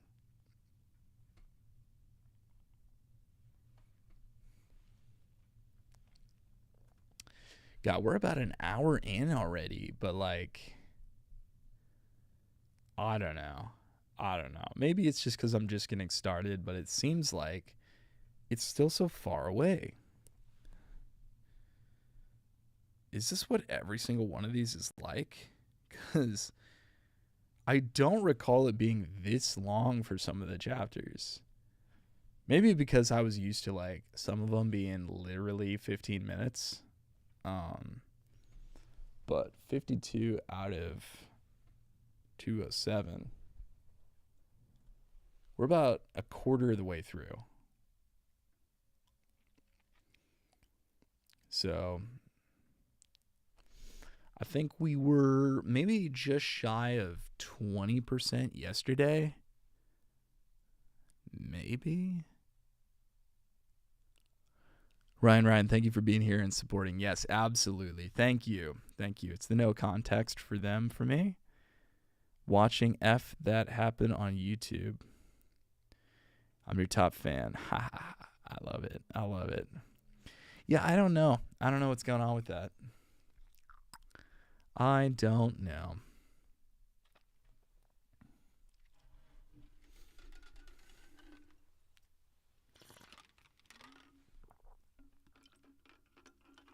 But you probably weren't attempting to speak German in the others. Yeah, probably not.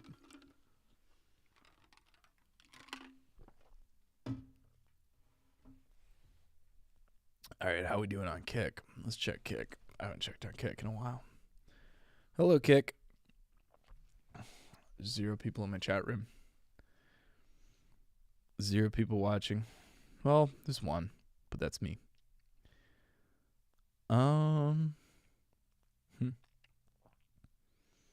Okay, well, it's on. It's on and ready to go.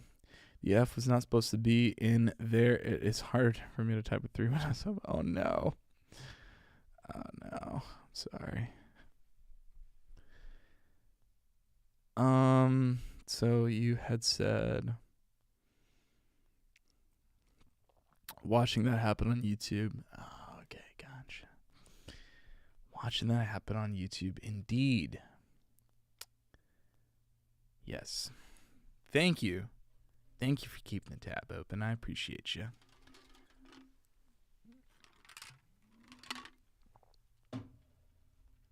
You were so incredibly supportive. I appreciate you to infinitum. To infinitum.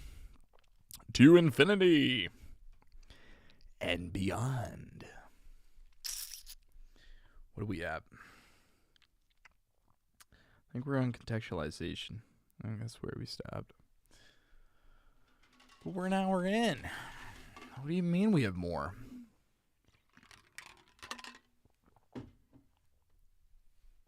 I was literally only planning on going till 11, so I suppose I can keep going. I can keep going to the end of the chapter. But when is the end of the chapter? Let's see. We're on contextualization.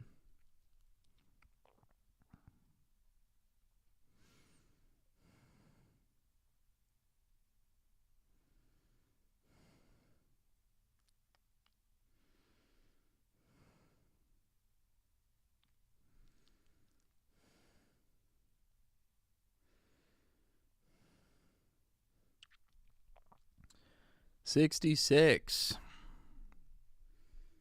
It would be on page 66. And so what would 67 out of 207? How far along would we be then? All right, so we would go from a quarter to just under a third. Just under a third. Okay. You can do it. We believe in you. Thank you so much, Ryan. I appreciate that. As soon as you started the German, I realized I hadn't done my duo yet. Working on that too. Love that. I love that. Oh yeah, gotta do your duo. Gotta do your duo, indeed.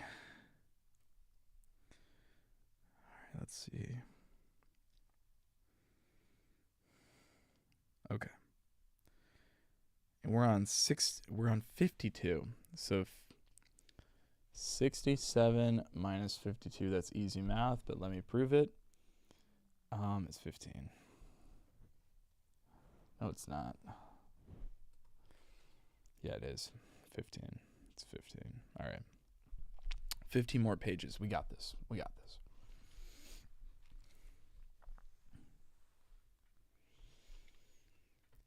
C. Contextualization. William of Bakersville realizes that in order to interpret texts correctly, one must take into account the historical and cultural context in which they were created. He realizes that texts, especially manuscripts from the monastery library, cannot be properly understood without the knowledge of the philosophical and religious debates relevant to their time. Contextualization becomes an important element of his method, allowing him to penetrate deeper into the meaning of the texts. An example of this is William's study of the religious and philosophical debates of his time. He analyzes the impact of heresies, dogmatic conflicts, and the political intrigues of the church on the behavior of monks and the ulterior motives behind their actions. William realizes that the books that he examines were written in a context where philosophical ideas and religious beliefs played an important role, and without taking into account this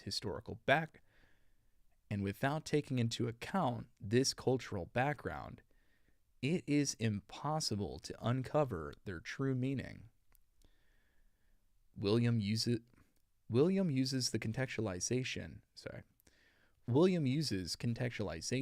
as a key element of his work, understanding that a text always reflects the era in which it was created. Without making sense of this context, interpretation will remain superficial and fail to reveal underlying connections hidden in the text. D. Dialogicality.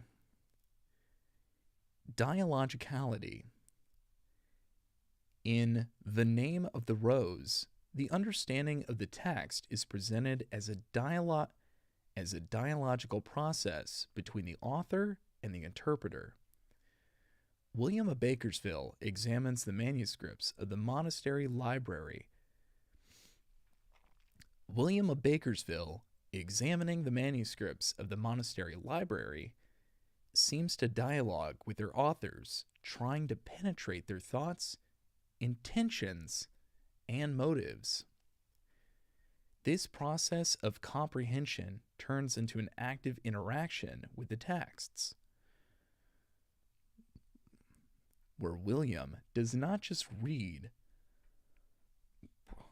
but talks with their creators, trying to unravel their intentions. An example of this dialogicality is William's communication with his student, Adso. William not only shares his hypotheses and findings, but also discusses them with Adso, who helps him refine or even revise his interpretations. This dialogue between the two not only helps to verify theories, but also allows William to see things from a different perspective and open up new interpretive possibilities. Through his discussions with Adso, William deepens his understanding of the texts, confronting new questions that led to a fuller discovery of the truth. Dialogicality emphasizes that understanding is never isolated. It always develops through interaction, whether with the text, the author, or other participants in the process of interpretation. The hermeneutical method in the context of the novel The Name of the Rose. The Name of the Rose. A. Interpretation of manuscripts and symbols. Manuscripts and books as sources of knowledge. In The Name of the Rose, manuscripts and books act not only as sources of knowledge, but also as dangerous repositories of secrets that can lead to tragic consequences.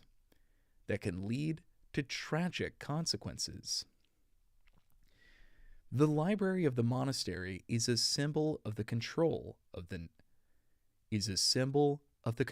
knowledge, or a place where access to certain texts is strictly limited, and some of them contain heretical or threatening ideas. Books become subjects that require hermeneutic analysis because their contexts are not always obvious and sometimes contain dangerous truths that can be devastating. William of Bakersfield applies the hermeneutic method to get to the heart of these complex and mysterious manuscripts. He realizes that each text is not just a record, but a coded message that needs to be deciphered. His approach is based on the fact that behind the visible content lie deep meanings that can only be interpreted through a close examination of context, historical intentions,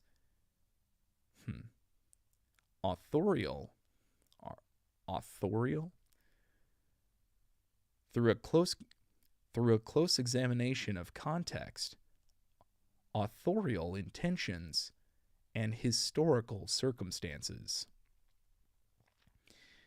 William carefully analyzes these texts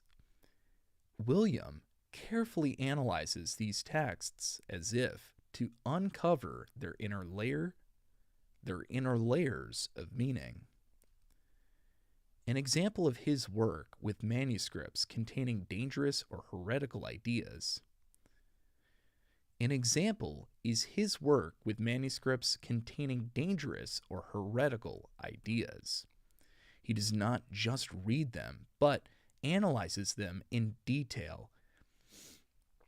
He does not just read them, but analyzes them in detail as if he were deciphering hidden messages that might have gone unnoticed on a superficial level. His ability to see beyond the text to hidden intentions of the authors helps him advance his investigation by revealing non-obvious connections between the texts and the tragic events at the monastery. William's hermeneutical approach helps not only to understand the text on its literal level, but also to penetrate its hidden meanings, which allows him to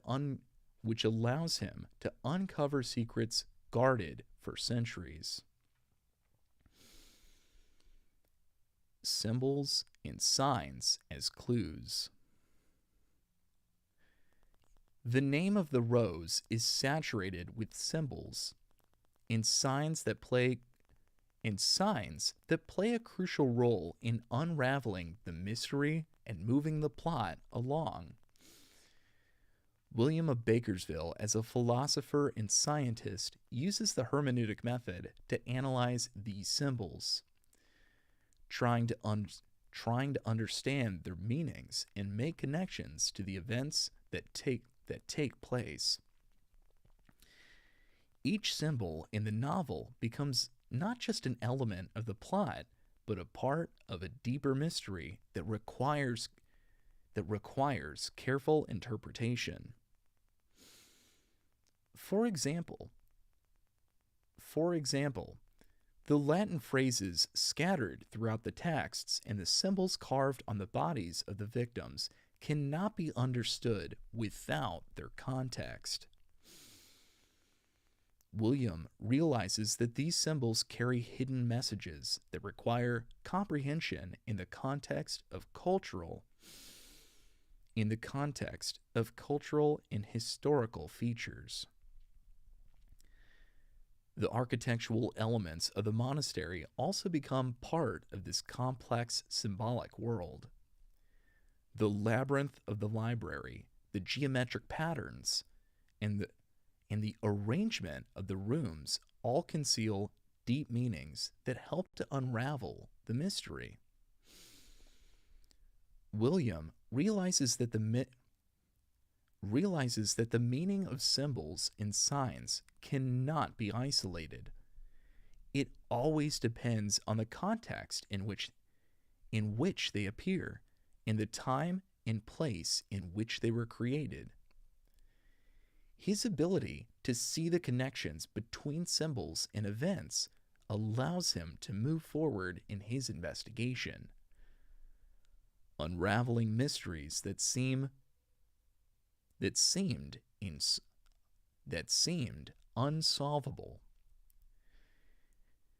He reveals that behind each symbol is a complex historical and philosophical layer that must be considered in order to comprehend their full meaning. The hermeneutic analysis of symbols in the novel not only helps William to understand what is happening, but also emphasizes the importance of a contextual approach. Only through meaningful analysis and a deep understanding of all the elements of the plot can one arrive at the true solution to the mystery. The hermeneutic circle.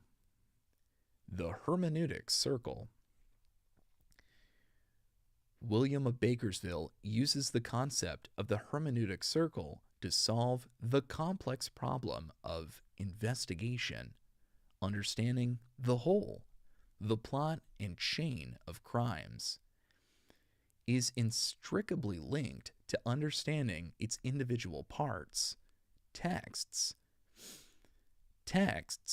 characters, and details.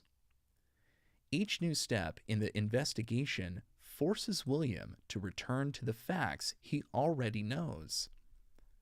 He already knows, revising them in the light of new data. This process of rethinking and interpretation becomes a key element of the hermeneutic method, which helps William to go deeper into the essence of what is happening and get closer to the truth. By applying the hermeneutic circle, William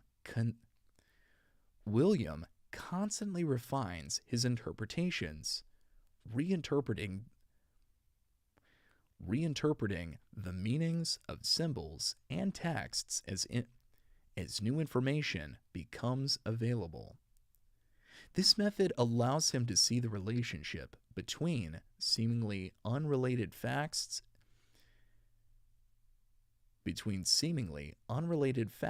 and details.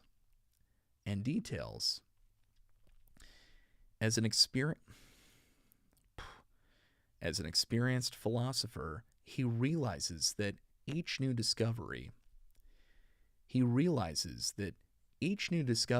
can change the big picture, and by returning to the data he has already studied, he finds new meanings in subtexts, in some texts in them. Williams' process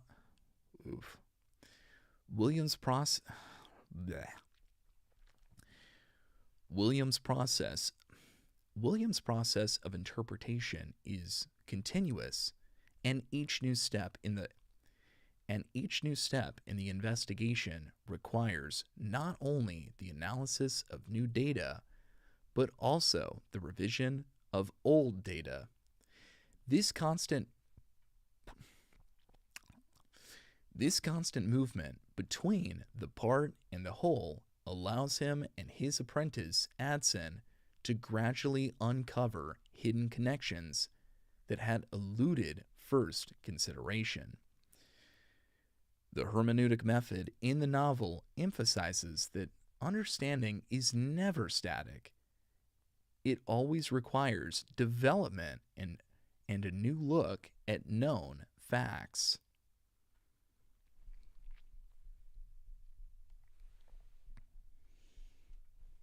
I'm going to pause there for a second. Go ahead and save that. We are an hour and 7 minutes in. We are probably about 15 minutes away from reaching the longest chapter so far recorded. No, because chapter 1 wasn't chopped up too much. That was only brought down to about 7 produced minutes, so, well, maybe that might be longer than chapter 2, but still, definitely not going to be longer than chapter 3, so we're about to hit our longest chapter here.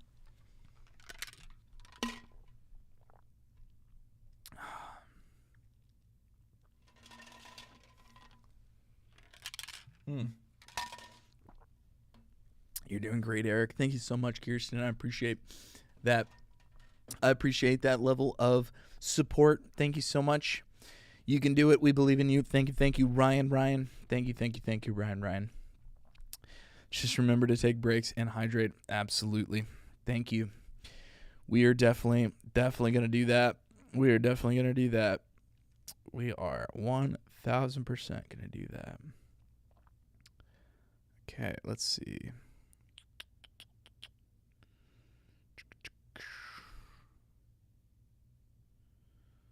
All right.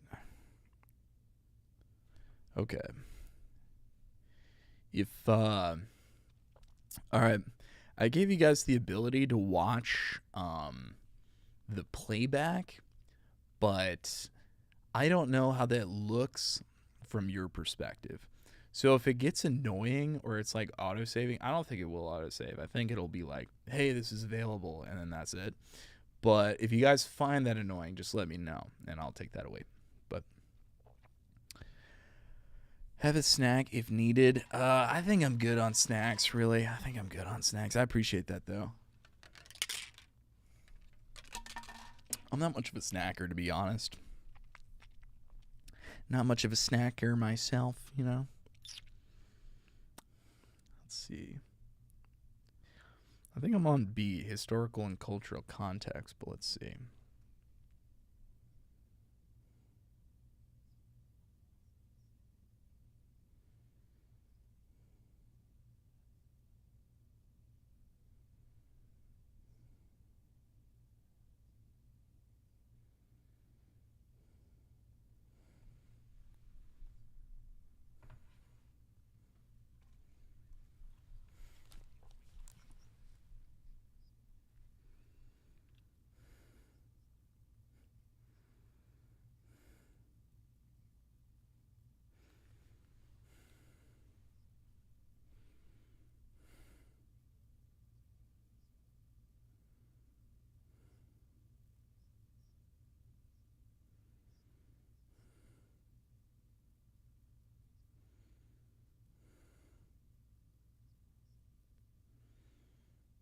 Okay.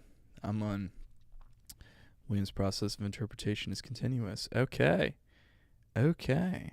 Okay. I'll play back on here. The only thing is, like, I have to disconnect this headphone, and then it barks at me when I disconnect the headphone. And it'll be like, plug me back in. You just had me plugged in. You should plug me back in. Your playback has changed. And it, like, I think it's just because, like, if something gets disconnected in a whole studio, it's really important to be like, yo, stop right now. We need to plug that back in. But for me, it's like, it just causes annoyance. So, listening in, also, I listen really close to it. But listening in, it sounds all right. It sounds all right. Well, don't do that then. It's less work for you, better. Hey, absolutely. Absolutely. But, yeah, I think that I'll probably do the playback, though. I don't think that I'll do editing on TikTok. I think that, editing-wise, I think I might just do Twitch and YouTube, because I feel like it won't lend itself that well to the platform of TikTok. I'll just be, like, sitting here, like, on the computer messing with stuff, so it might be a little less than entertaining. You know what I mean? All right. Okay. I think that's enough of a break. I got this. B. Historical and cultural context. The historical and cultural context in the novel The Name of the Rose plays a key role not only in creating an authentic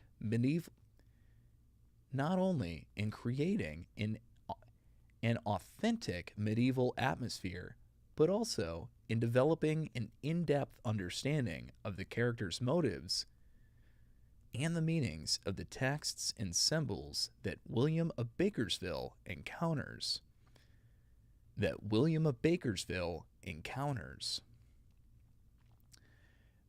Umberto Eco is a connoisseur of medieval philosophy and theology, utilizes a rich in historical and cultural background to show how deeply context can influence the interpretation of events, texts,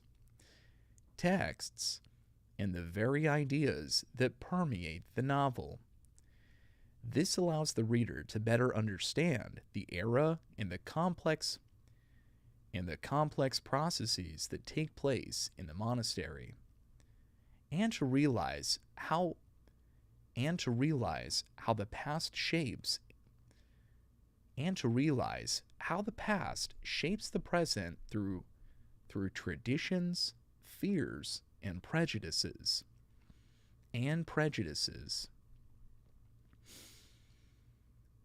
Medieval monastery as a microcosm of the epoch. The novel is set within the walls of a Benedictine monastery in 1327, against the backdrop of the sweeping changes that were taking place in Europe.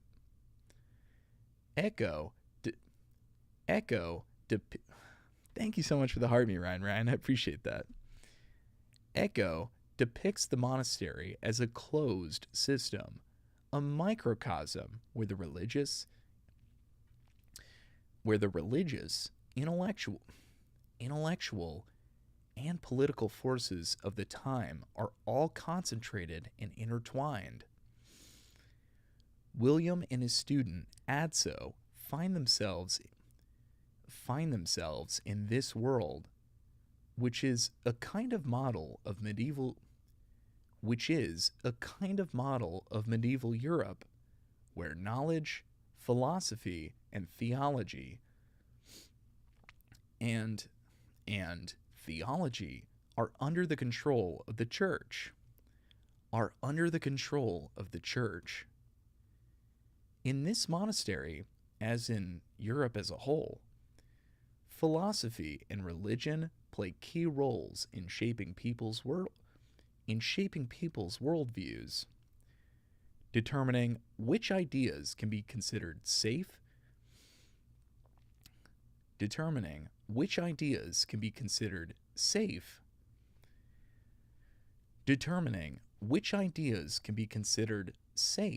and which ideas are considered and which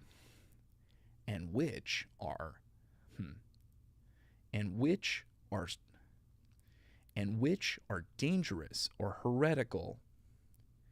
The monastery becomes an ideal illustration of a medieval culture that seeks to preserve tradition and protect society from new, potentially destructive ideas. Knowledge here is concentrated in libraries, but access to this knowledge is strictly controlled, emphasizing the importance of cultural and religious texts in the interpretation of texts and ideas.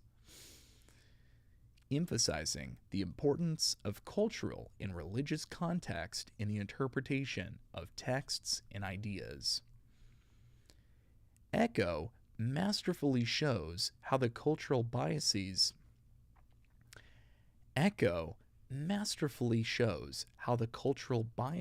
of the time influence the behavior of the monks. Their fear of heretical ideas and their desire to suppress anything that threatens the established order. Theological and philosophical debates. Against the background of the complex intellectual theological debates of the time, the novel raises questions that were relevant to medieval philosophy and theology. Among these questions are the nature of evil, free will, and the role of knowledge and laughter in human life. William of Bakersfield finds himself at the center of these debates, confronting the various religious and philosophical views that shape the intellectual climate of the monastery. One of the key issues discussed in the novel is the permissibility of laughter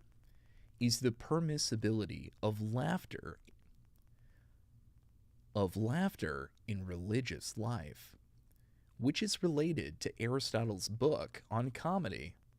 I gotta read that. which is related to Aristotle's book on comedy, which is the subject of the plot. The debate about the role of laughter reflects on the tension between strict religious asceticism,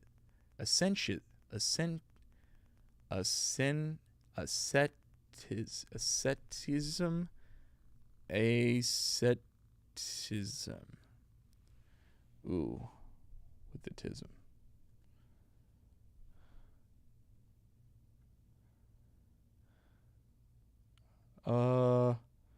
Hold up.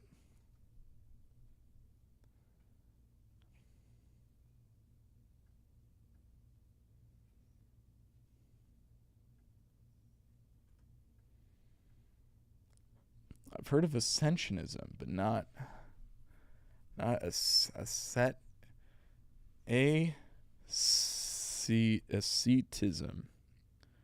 Ascetism? All right, let's go to this. ASCETI.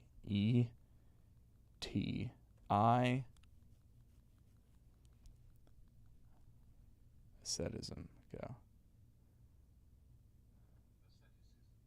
Asceticism. Asceticism. Asceticism. Asceticism.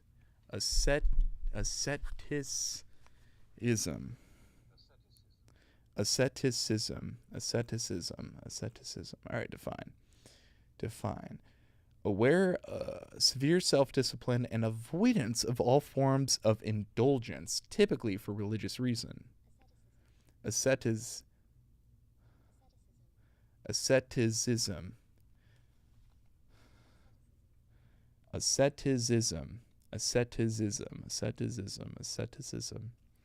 All right. I think I got this. Asceticism. The debate about the role of laughter reflects the tension between strict religious asceticism,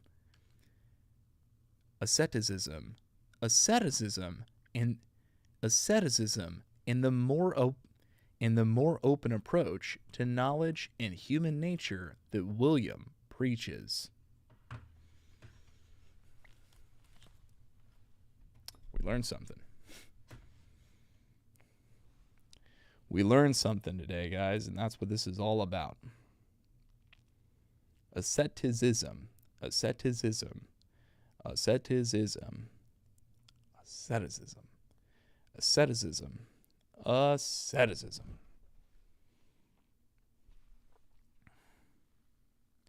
Philosophical reflections on the nature of laughter become a metaphor for the broad struggle for freedom of thought and the right to question dogma. William, representing a rational approach to knowledge, faces opposition in the form of monks seeking to maintain the status quo and suppress dangerous ideas that threaten ecclesiastical authority.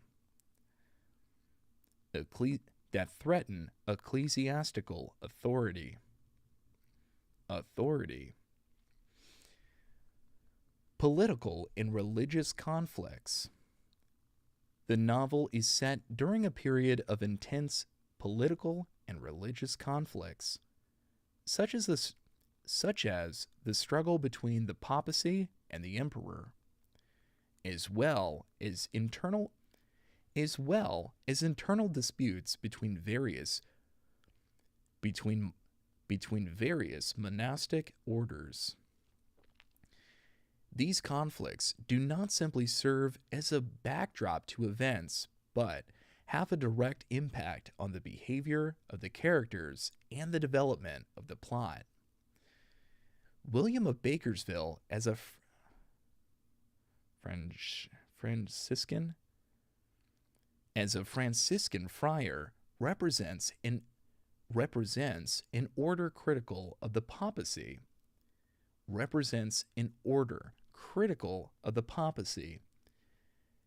And this is directly reflected in his attitude toward the power of the monastery and his perception of what is happening. These political and religious conflicts have a great influence on the behavior of monks and their attitude toward forbidden knowledge. The desire to hide certain books in the monastery may be due to the fear that these texts would undermine the authority of the church and awaken heretical ideas among the monks. William, aware of these political and religious forces, uses them as a key to understanding why certain ideas and books are considered so dangerous. Echo masterfully weaves these conflicts into the overall plot, showing how politics and religion interact and influence the course of history. The role of tradition and authority. The role of tradition and authority. In medieval culture, authority and tradition play a central role, and this is reflected in the life of the monastery, where characters treat books as sources of truth, but at the same time fear their power to destroy the familiar world. Texts in the novel become symbols of both knowledge and power. They can be a source of both truth and heresy. And this duality makes these monks see books as both sacred and dangerous. William of Bakersfield realizes that every era, including his own, interprets the past through the lens of its preconceived opinions and cultural needs. He recognizes that the monks' fears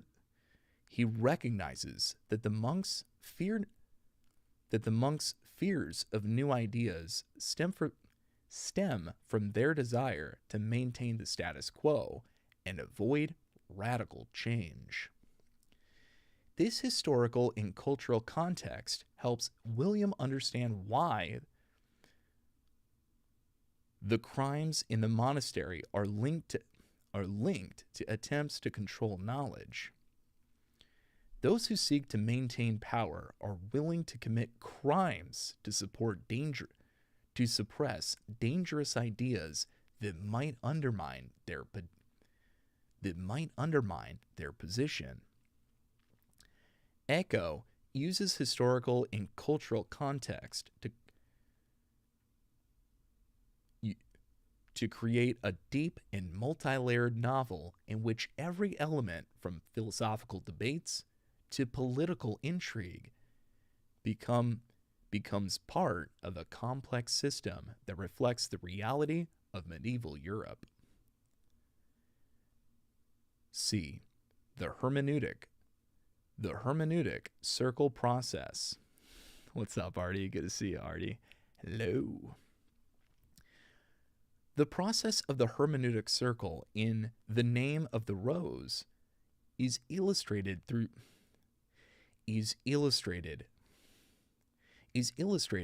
the steps that William of Bakersfield takes in his investigation as he encounters enigmatic texts, symbols, and events that require complex interpretation. Initial interpretation. William begins his investigation with a preliminary understanding of the situation based on his experience, knowledge, and observations that he makes when he first comes into contact with the environment of the monastery. He encounters mysterious signs. He encounters mysterious signs and texts in the monastery's library, as well as obscure symbols, that are encountered during his investigation. At this stage, his understanding of the events is limited by the data he received in the early stages of the investigation, as well as his own preconceptions, preconceptions and expectations that he brings. And expectations that he brings with him based on previous experiences. This is the initial stage of the hermeneutic circle, the moment when interpretation is still raw, based on fragmentary information.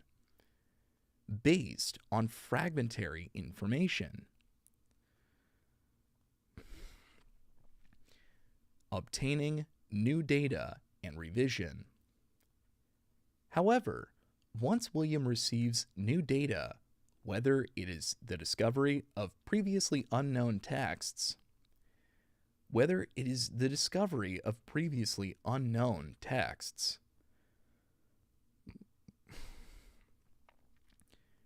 new symbols, or details of a crime, he returns to the elements he has already read and analyzed. And revises his initial conclusions. This process of interaction between new data and previous knowledge is a central part of the hermeneutic circle. Each new piece of information changes the context of understanding, forcing William to revise his initial hypotheses. As an example would be when William finds a new text or uncovers a new symbol that changes his initial assumptions. About the criminal's motives. For example, the discovery of new evidence or the parsing of Latin phrases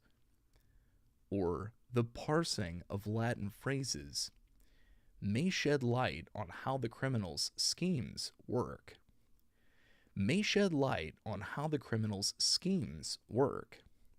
Requiring a revision of previous conclusions.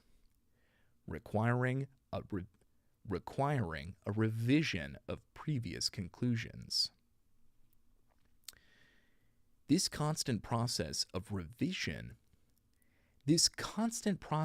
revision shows that each new discovery requires rethinking and reinterpreting what is already known. Mutual complementation of parts and whole. The hermeneutic circle is based on the complementarity.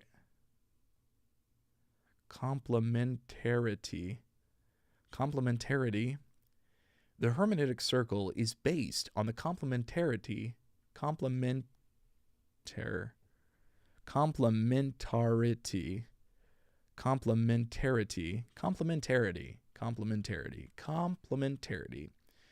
The hermeneutic circle is based on the complementarity of the parts and the whole. William realizes that each part of the investigation, whether it is a text, a symbol, or even a small detail, has meaning only in the context of the whole picture of events. However, in order to get closer to the truth, he needs to carefully analyze each part. In this process, each new discovery contributes to the understanding.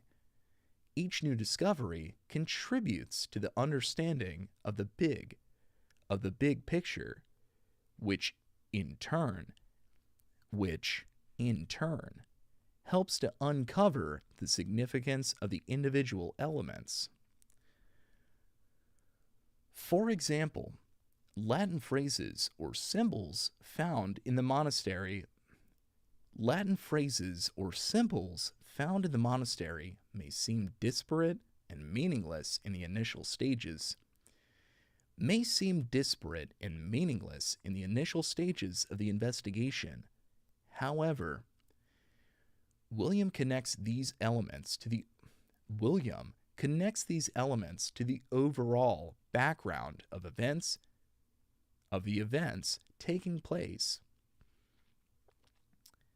As William connects these elements to the overall background of the events taking place, they begin to form a coherent picture.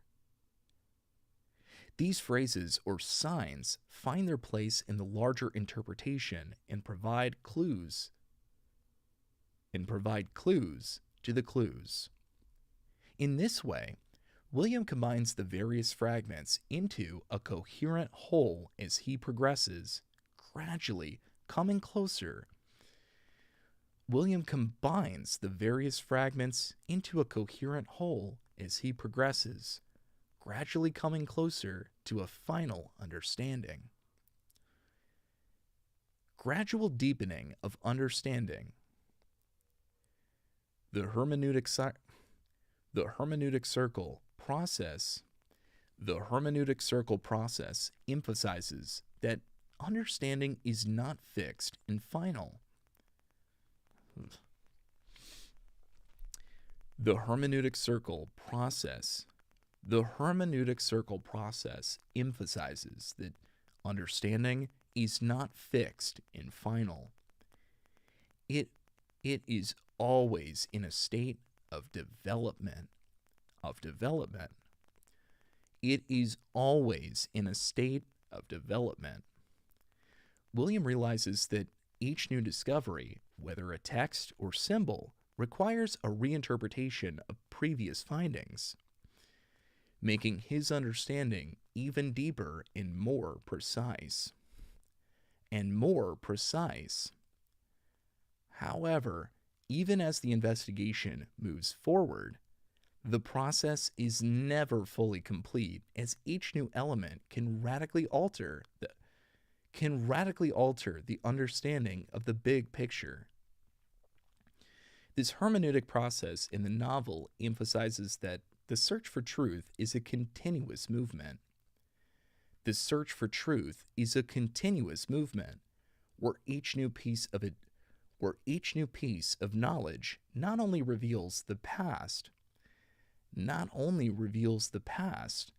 but also provides new directions for future reflection.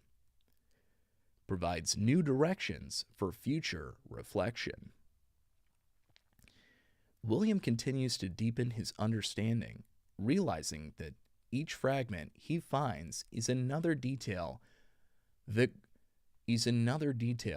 gradually adds up to a picture, but always leaves room for new discoveries.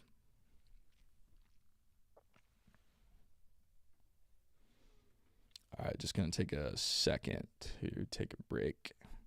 Thank you so much for the likes, AJ. Artie says fire shirt, by the way. Thank you so much, Artie, for that comment. I appreciate you. Thank you for saying that. It is from Express. We got an Express shirt going on here. Hey, what's up, AJ? Good to see you, man. How are you today? Hello. All right. We are currently sitting at 1 hour, 30 minutes. This is by far the biggest chapter. But we have, 62 out of 67. We have about 5 more pages to go. We can do this.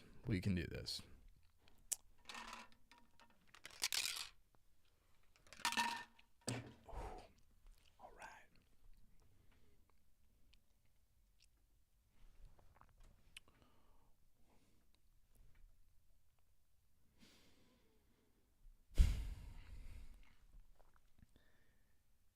D. Dialogic. Dialogicality is a key aspect of the hermeneutic method, which Umberto Eco demonstrates through the figure of William of Bakersville. William not only reads and interprets texts, but he actively dialogues with their authors, trying to penetrate the essence of their intentions and understand the philosophical and religious contexts in which they were created. This dialogue becomes a kind of mental engagement with past eras and ideas. In addition, William is in constant dialogue with his student Adson of Melk. By discussing his ideas, hypotheses, and findings with Adso, he tests his interpretations, rethinks them, and redefines them. Adso plays an important role in this process. Through his questions and reflections, Wilhelm is able to analyze in greater depth the text and events they encounter.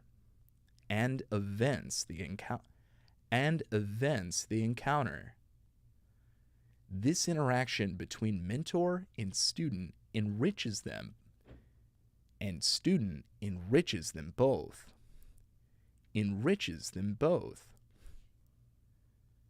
As the dialogue allows William not only to explain,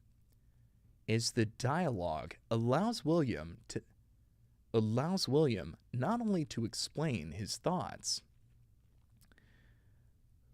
Thank you so much, AJ. I appreciate that. Thank you. But also to seek new answers. Dialogicality in the novel reflects the very essence of the hermeneutic method, where truth is not perceived as something fixed. It is born and developed through active interaction with texts, ideas, and people. Through this process, William is able to uncover hidden layers of meaning, and come closer to unraveling the mysteries of the monastery. D1. D1. Dialogue with texts and their authors. Interpretation as dialogue.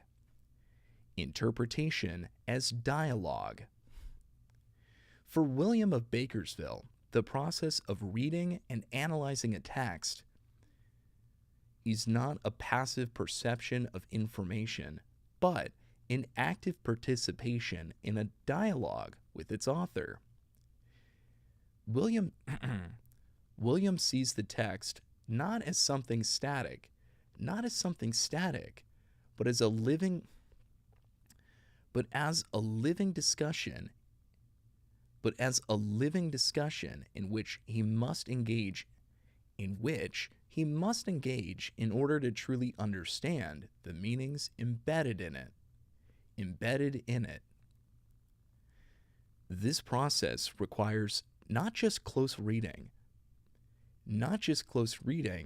but constant questioning of the text. What exactly did the author want to express? In what context was this text created? What hidden meanings or intentions might lie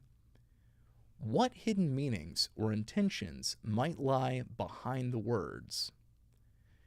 This immersion in dialogue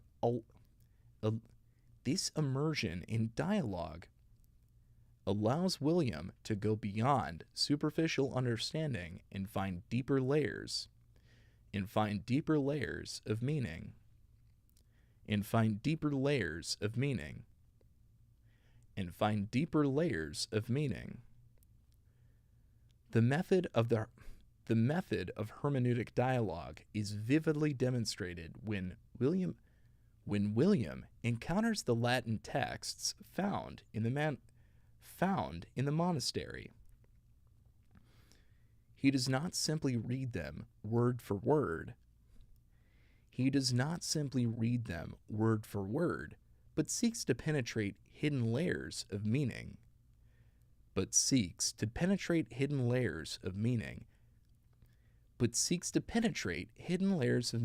That may have been lost or misunderstood. William analyzes each word to understand the author's intentions.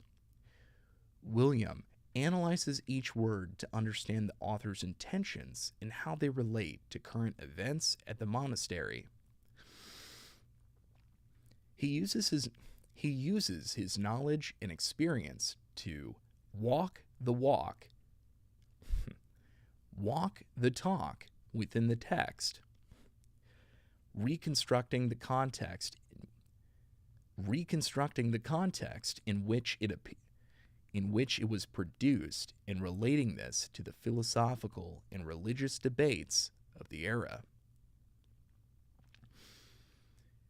Talking to tradition.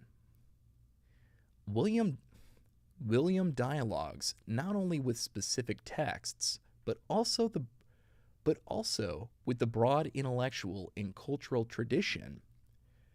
With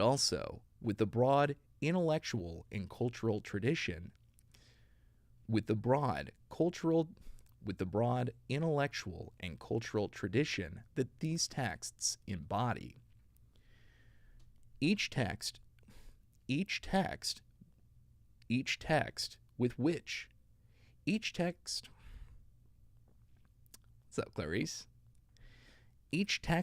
he works is not an isolated artifact, but part of a centuries-old discussion of religious, philosophical, and ethical issues. William realizes that interpretation requires inclusion in this larger context.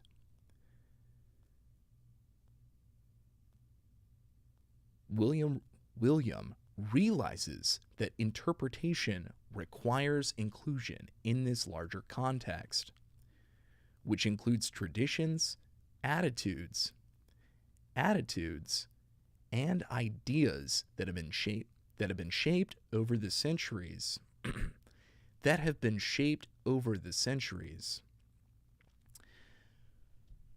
For example, his discussion with Adson concerned not only Aristotle's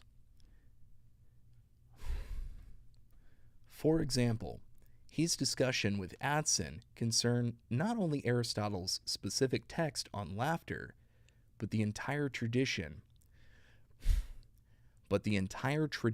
of religious debates about the role of laughter in human life. This text becomes part of a larger cultural dialogue that has been going on for centuries.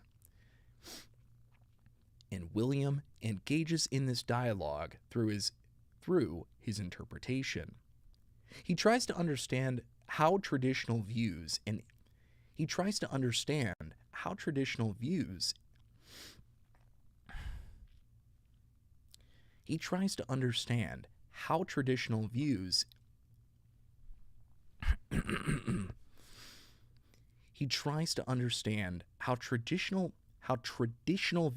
and innovative ideas relate to each other,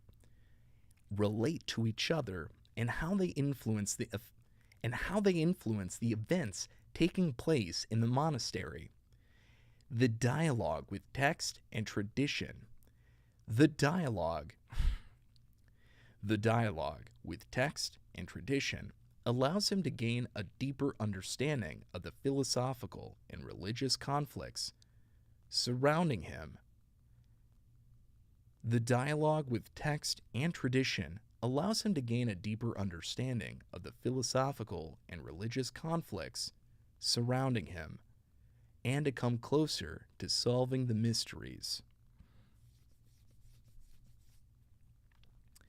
D2. Dialogue with Adson. The student as a dialogue partner. Adson of Melk plays a key role in the hermeneutic.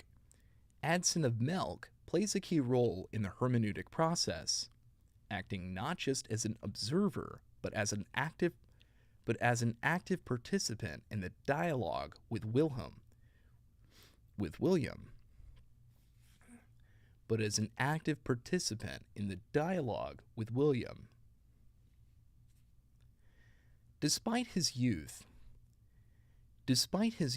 and inexperience, Adson is an important partner in the discussion of ideas and in the search for truth.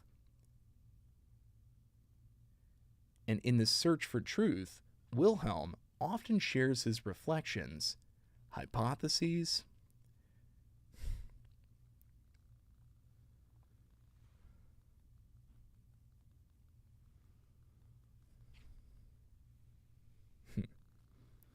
Wilhelm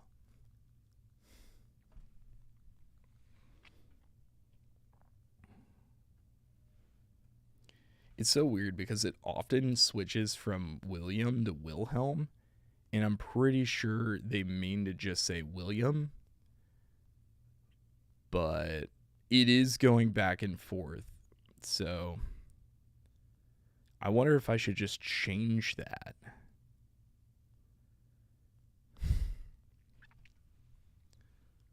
Huh.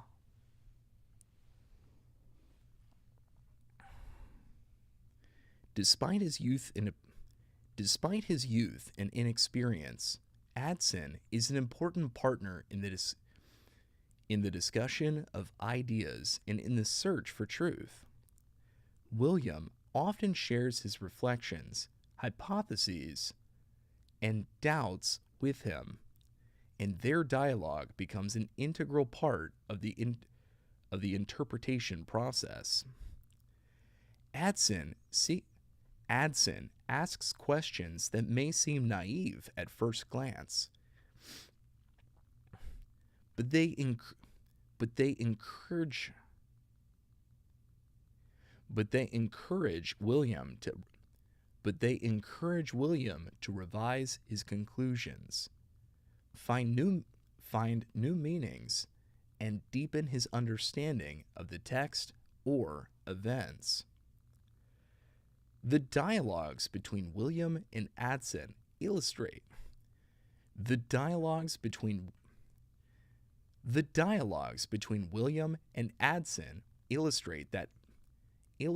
that understanding is formed not only through personal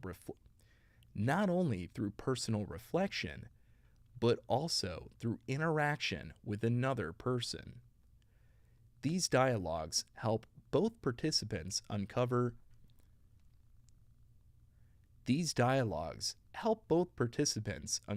hidden meanings and gradually make progress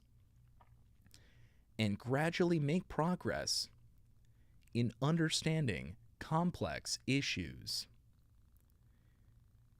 Through these discussions, William does not simply impart knowledge to his student, but actively participates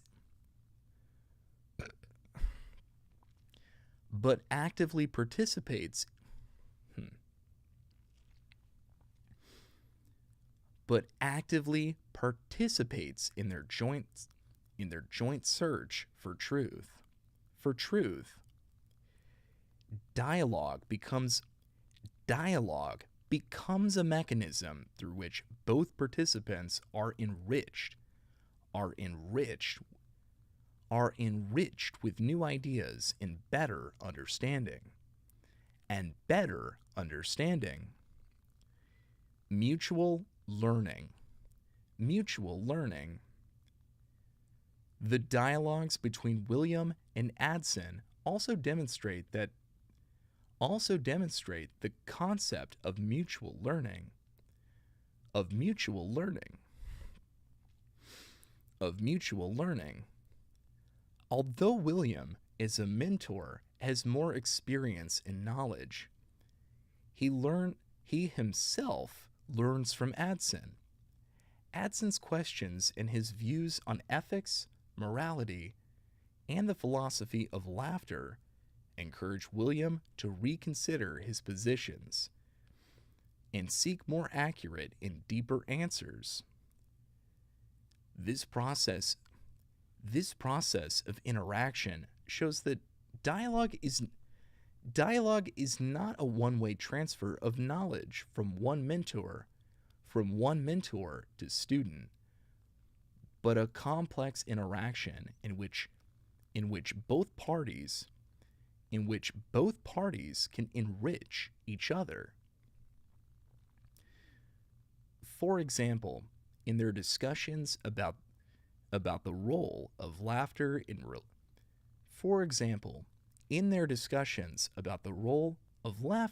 religious life, Adson does not simply listen to William's explanations.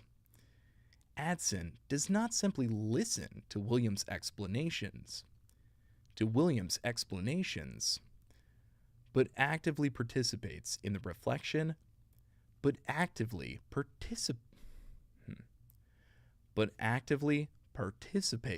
reflection, by asking questions that cause William to reconsider his views on the subject. Through this dialogue, William not only educates Adson, but also deepens his own understanding of these issues, which demonstrates the importance of searching for truth together. This process allows both to not only better understand the texts, but also to re-examine their beliefs and philosophical views, making the dialogue a true tool of the hermeneutic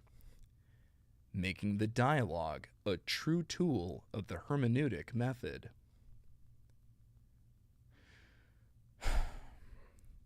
D3.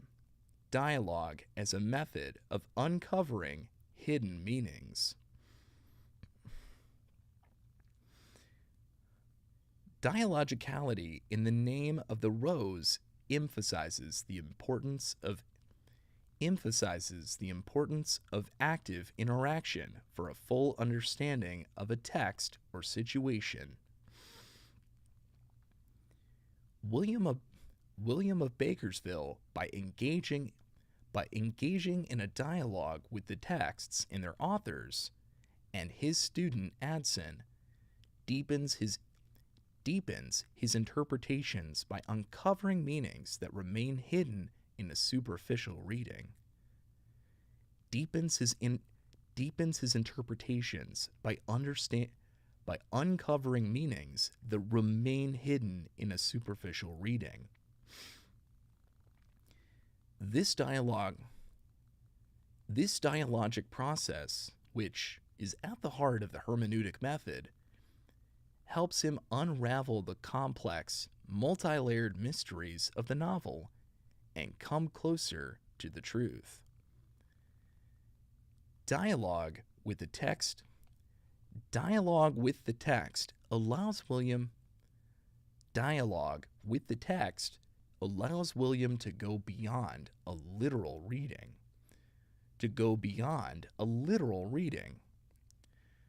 forcing him to think about the hidden motives, historical contexts, and philosophical ideas embedded by the authors. This interaction with Adson enriches this process as the students help with William revise his hypotheses and reflections. This demonstrates the understanding. This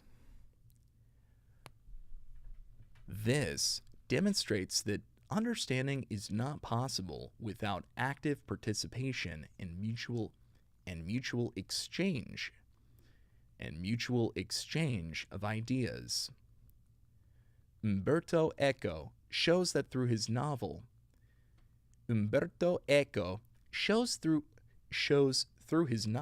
that hermeneutics is not just an analytical method, but a way of thinking that requires openness to new interpretations in a constant dialogue with the source of knowledge. This approach helps not only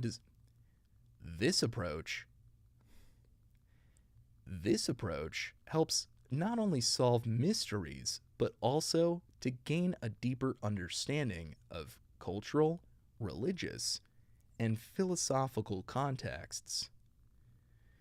The hermeneutic method becomes a powerful tool for interpreting texts because it allows us to uncover deep and hidden meanings that are not immediately apparent. This method is important not only for philosophy, but also for literature, theology,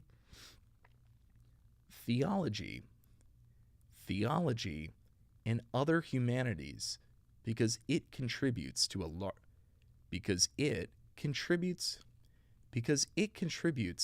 deeper, more multi-layered understanding of texts. Because it contributes to a deeper, more multi-layered understanding of texts and cultural phenomena.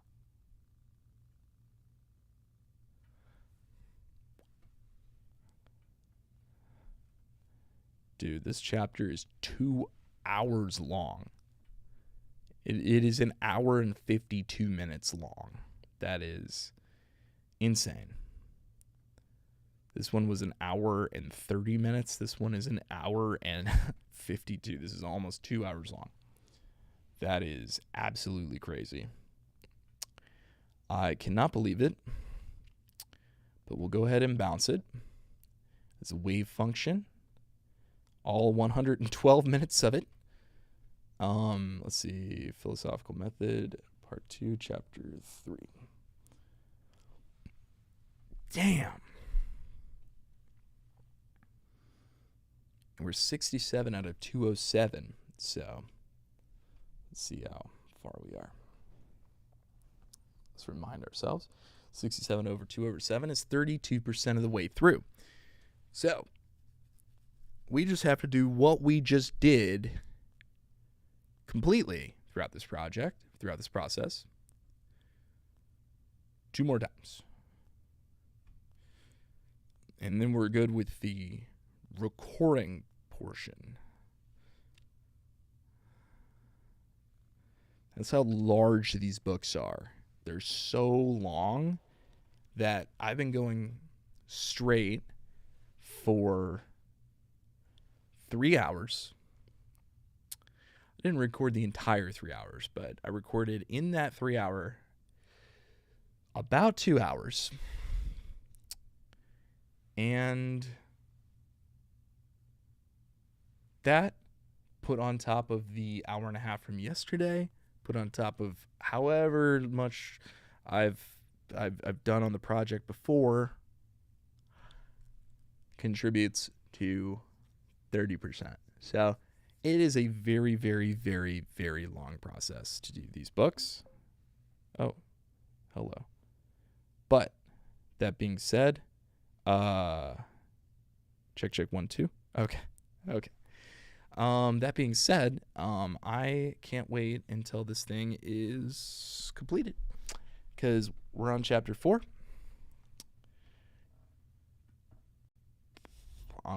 We're coming up on a weekend, so I'm going to be able to do a lot more on Friday and on Saturday, and hopefully I can tie it all together on Sunday, but we will see.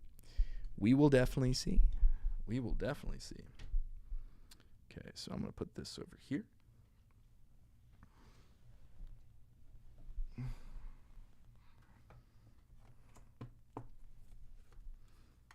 put my tablet away. It is 12:30. I wanted to I plan to get off at 11. But here we are at 12:30. This is how it goes. So we spent the remaining hour and a half. Yeah, about an hour and a half. We spent that basically just going straight through the recording. And hey, we got a lot done. So I'm happy. I'm happy about it. We're on chapter 4. So maybe after we do chapter 4, we'll be like close to 40%. Maybe we'll be around 50. Who knows? But hey, I'm here for it. Oh man. Okay. Well, so to show you guys what I do with that. Asceticism. This is nice. How Jay say. I'm gonna bookmark that. How Jay say. I'm gonna bookmark it. Folder, bookmarks. There we go. But what I do is I'll go to home, I'll go to new project, and I'll go to audio project, because I've been meaning to show this on camera, but I will browse a file from my external hard drive. I go down to voiceover. I'll go to voiceover acting, philosophical methods, editing outsource, part, chapter 3. Let's go and make sure. Okay, it is definitely outsourced. So it's definitely on there. Let's open that. And what this will do is it'll bring it in. Ask me who the speaker is. It is approximately 2.4 gigabytes and is going to take all night. Well, no, it'll take a long time, but it is uploading, but it will transcribe it to something. And then I might show you guys tomorrow a quick little process of like cleaving it down. But yeah, super happy with how this has taken place thus far, and I am about to explode. So I gotta get off tonight. But all I'm saying is I love you guys. Thank you so much for tuning in. Thank you guys on TikTok. I super appreciate it. Kirsten, you are the GOAT for coming in and staying in and being on here on 2 different platforms. Maybe 3 different platforms. Who knows? Who knows if you got it on Twitch? I don't know. But I appreciate you. Thank you, Words and Words, for coming in and being there in the background as well. I appreciate you. You are wonderful. Good to see you. Great area. Hello. Always good to see you. Anybody else on YouTube that I did not see because you are hidden on there, I love you. Thank you so much for tuning in. You are amazing. Thank you so much, Artie. You are great. AJ, you're wonderful if you're still in there. And I will see all of you guys in the next iteration. Let me just double check that I have nobody in Kick chat room. I do not. Okay. I don't. So that's okay. I might just stop checking that because every time I look, there's nobody there. So Kick is dead. Maybe it's because they switched me over to the reading section, and I guess nobody wants to listen to that one. But I'm glad that it's part of that section because I feel like that is more close to what I'm actually doing.